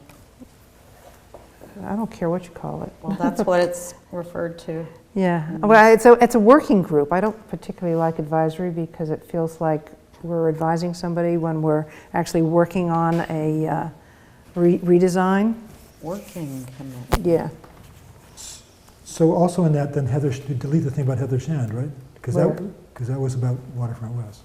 Is there, Heather Shand is in there? Under Waterfront West, it says Heather Shand has not responded. The Waterfront West Subcommittee will include. So I think. That's okay, because Well, that's true. she was still, she was the ward counselor, and, now she's the chair of the planning I development know, committee. but what I'm saying is, if this topic is not about Waterfront West anymore, this thing about her not responding shouldn't be in there, The right? topic is still Waterfront Oh, it West, is. but you should move the committee I see. into 40R district discussion. I see. Where is the 40R district discussion? Added if we haven't got one in there. We talked don't about have one having in a 40, you can just make another line, 40R guidelines. Under were- other updates. Were discussed, and we decided to have a working committee, and these are the 3 members.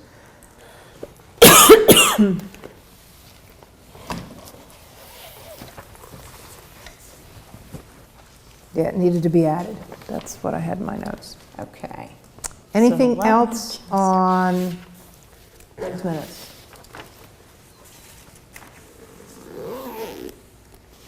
Rick? No, it's perfect. Don, you're the secretary. Did you look through them? Did. Okay? I didn't see anything I else. mentioned earlier about Oh, sorry. what we upped for. All right, so I need a motion to approve the minutes for December 18th from somebody who was there. So moved. Rick, and a second. Second. Ann. All those in favor? All but Tanya and Beth, who are abstaining. All right, Rick and Ann? Yes. Rick and Ann.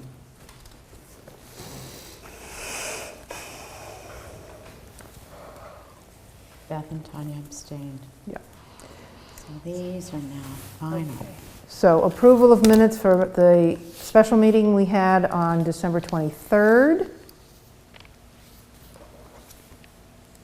That's a different document.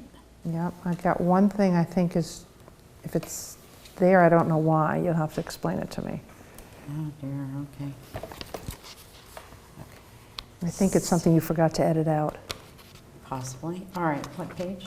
Right at the end, it says, before the motion to approve the Right at the end.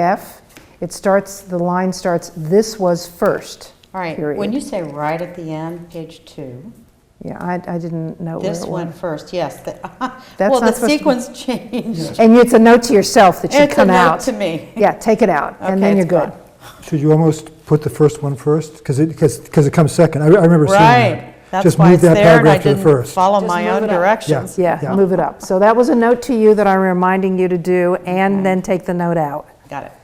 Okay. It's done. So I need a motion from somebody who was there. So moved. Don, Done. to approve, and second, Ann.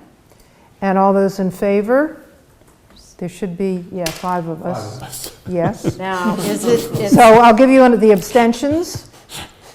wait, Or you want, who voted for it? I just do No, something. you have to get into another I have document. Dawn and And Ann. Okay, that's all I needed. Okay. And can you tell from the attendees who was there? Let me just give them to you. The people voting in favor, or, yeah, is The 5 MJ, attendees. Don, James, Ann, and me. Okay. And everybody else abstained because, because they weren't there. Okay. 1, 2, 3, 4, 5. Yep, that's right. Now on the other 5, we one- needed 6. It was a special permit. Well, didn't I wasn't I Leah was there. Leah. And I was invite wondering whether Leah. or not I should have been deleted. Yeah, add Leah in there. Okay. Good, thank you for numbering, because that's how we figure it out. So in the other one, it is 7 members. Yep. Voted in favor. Beth and Tanya abstained. Okay? Okay, so let's save now.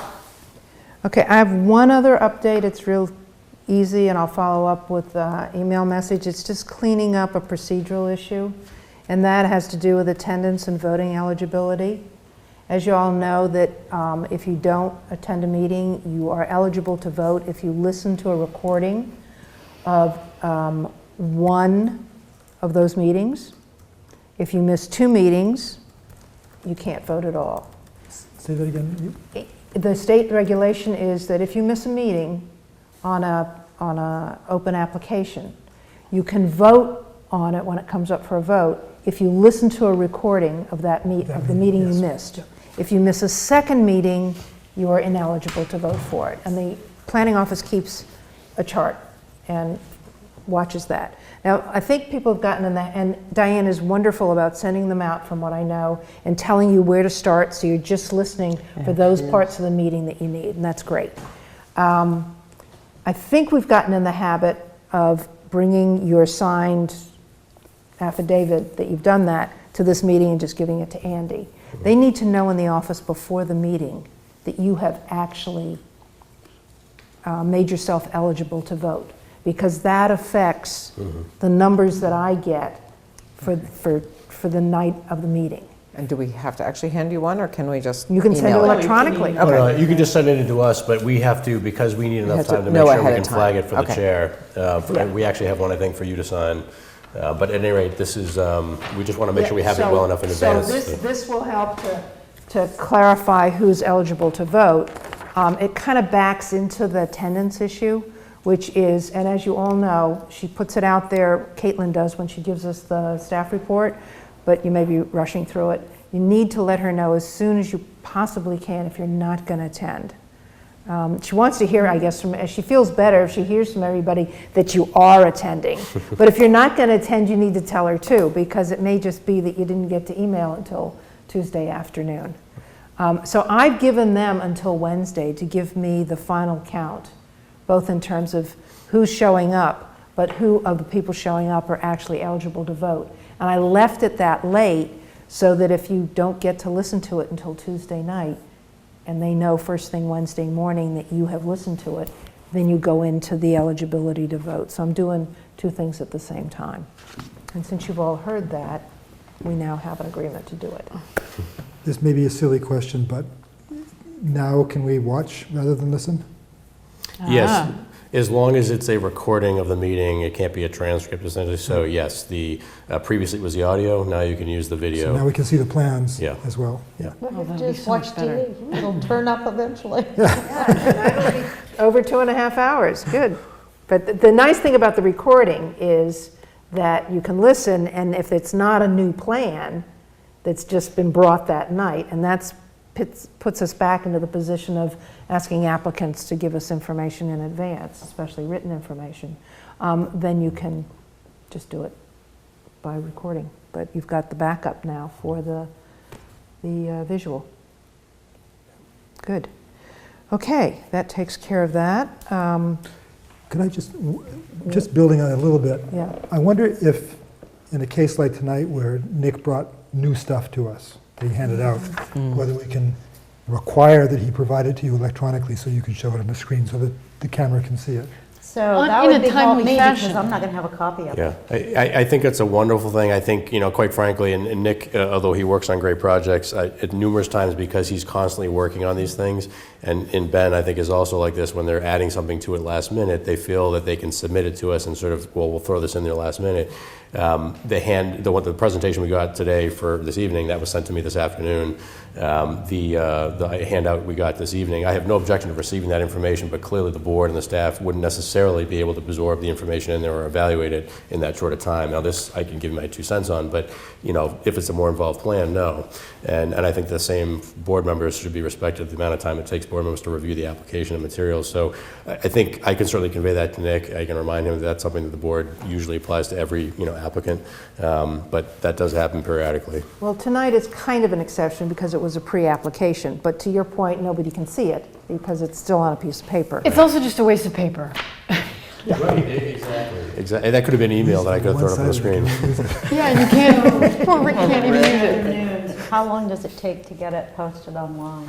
Well, if it gets in before 4 o'clock, typically Diane can get it right up on the website right then. But if it's, I've seen numerous times in the time I've been here, people getting us to things after 5 o'clock, sometimes after 6 o'clock or 6:30, and we can't post it by that time. We might be able to print off copies and things, but we appreciate when you make that clear to the applicants, as we do, that things should come in early so we can make sure it's available to everybody. Well, we have always reserved the right when that happens to say we won't be voting on it tonight, and that's how we ran into a problem with 2-6 Market Street. Right.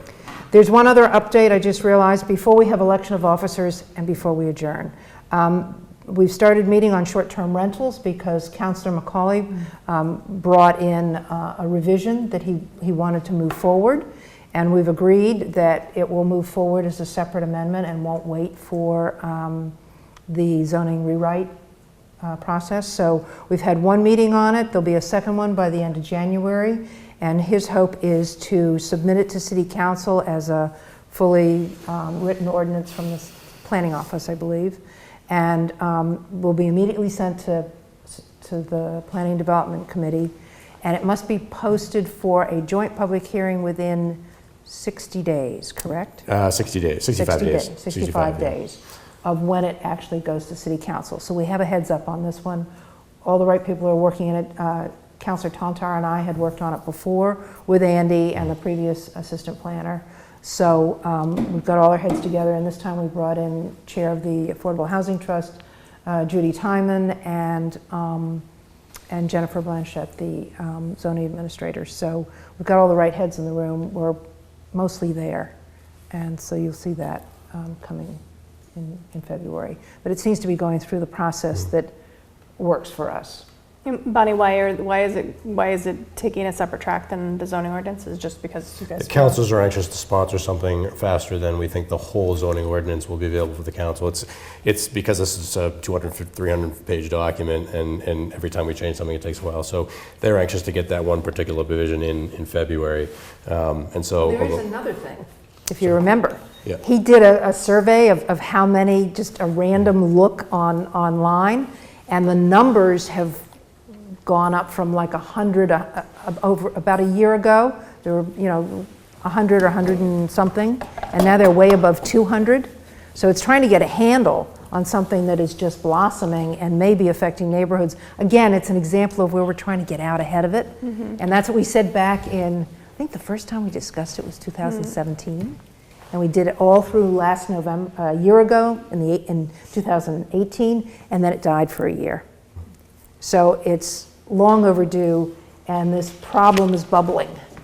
So that addition to the complications of putting into the figure out what other communities were doing and to get a sense, larger communities like Boston, what they're doing. I heard something on the radio today about the Airbnb, for instance, taking down listings that are not in compliance with the local ordinance, and that's something I think we would look to see as well. The Airbnb listings in Boston have gone down by 1/3. That's right. Yeah, and that's phenomenal. That is since the regulations. That is where the difference will be made. Some of them were old, but they're really slashing them now that they have a handle on it. Right.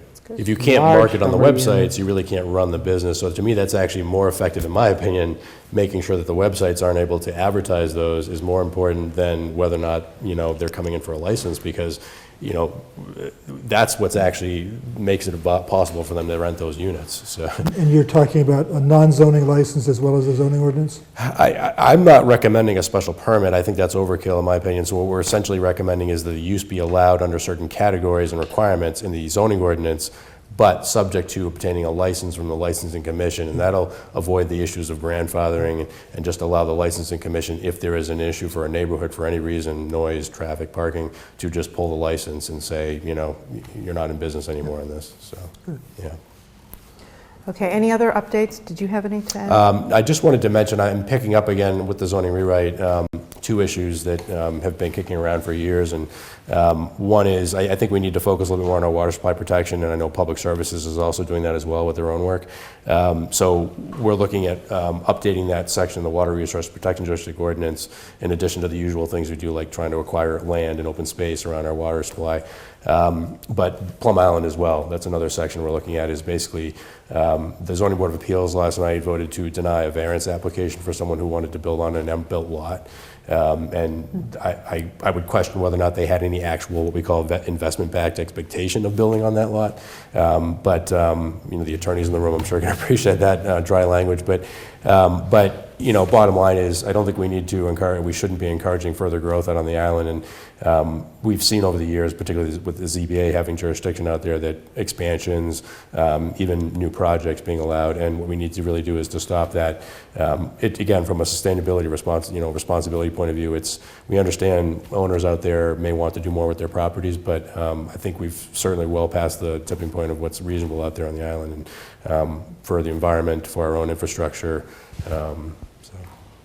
So hopefully you and all the councilors hopefully will support the amendments that will be necessary to limit that growth. That's it. Okay, finally, election of officers. I don't know how we do this, other than... Are there any nominations? That's the okay. usual. Are there any nominations for any and all positions? How many positions do we? There is the chair, the vice chair, and the secretary. And everybody knows who they are, right? If you're not one, you know you're not one. And if anybody's dying to be vice chair, speak Let's start with the chair. I nominate Bonnie. I second. All in favor? I abstain. Thank you. Are you serious? Well, no, I'm just saying there are some very qualified planners here, and if anyone would like to be No, in I the position understand, of but vice chair, I could think you that... also say whether you are interested or not? Oh, I'm happy to Okay. stay in this role. But I guess the question, though, it begs, it's kind of like when you do surveys, is anyone really interested? It's always awkward if someone really else is interested in that position. That's the problem. But this is how we do it. Anyone else? Anyone else? I guess not. No, if someone would like to be in this position, believe me, have at it. I do not want to be vice chair, so I think that you are doing a great job. So do we have a nomination for So I'll vice chair? nominate Leah. Go and get moving on this. All those in favor? Sorry. So who is the Bonnie makes secretary? it really easy, I will just say. I have had to do very little. May I repeat what Leah said? Yes. Yes, you may repeat it. I'm very happy to have someone else do it. But I want to ask you, are you also interested in keeping that position? Only if no one else is interested in it. Anyone else? Speak now or forever hold your peace. You don't want to be No, secretary? no. You're making the nomination. I was going to say, you've been, That's true. So are you nominated? I'm nominating Don. Okay, do I have a second? MJ? All those in favor? Great, congratulations to all of us. So if there's no further business, I'd like to... Oh, there is further business. Yes, because part of this is, even though it is, we need to elect someone to be on the Community Preservation Committee. And I was on it last year for whatever reason, and the one thing, and I was gladly going to try to get someone else to volunteer. However, they actually made me feel guilty. A member of the Community Preservation Committee said it's really good when we have some continuity there. So based on that, I'm not going to nominate myself, but I'm happy I to nominate stay. Dawn to I stay second on the Community Dawn. Preservation Committee. And Ann seconds it. Okay. And all those, Especially because you're such an advocate for affordable housing. And I think they need that constant voice. Well, you're right, because you're right, Ann's been on it too, you're right. I've been on it. yeah. Okay, all those in favor? And you're re-elected. Thank you for doing that. Indeed. Are we Okay. supposed to sign the A&R? Yes, I would just, thank you. I would just remind folks, if you could endorse the A&R on your way out, because we approved that earlier this evening. Make a motion to adjourn? Okay. Second? I'll second that. All those in favor? We're adjourned. Now, everybody has to take the lesson on how to do this. Mute.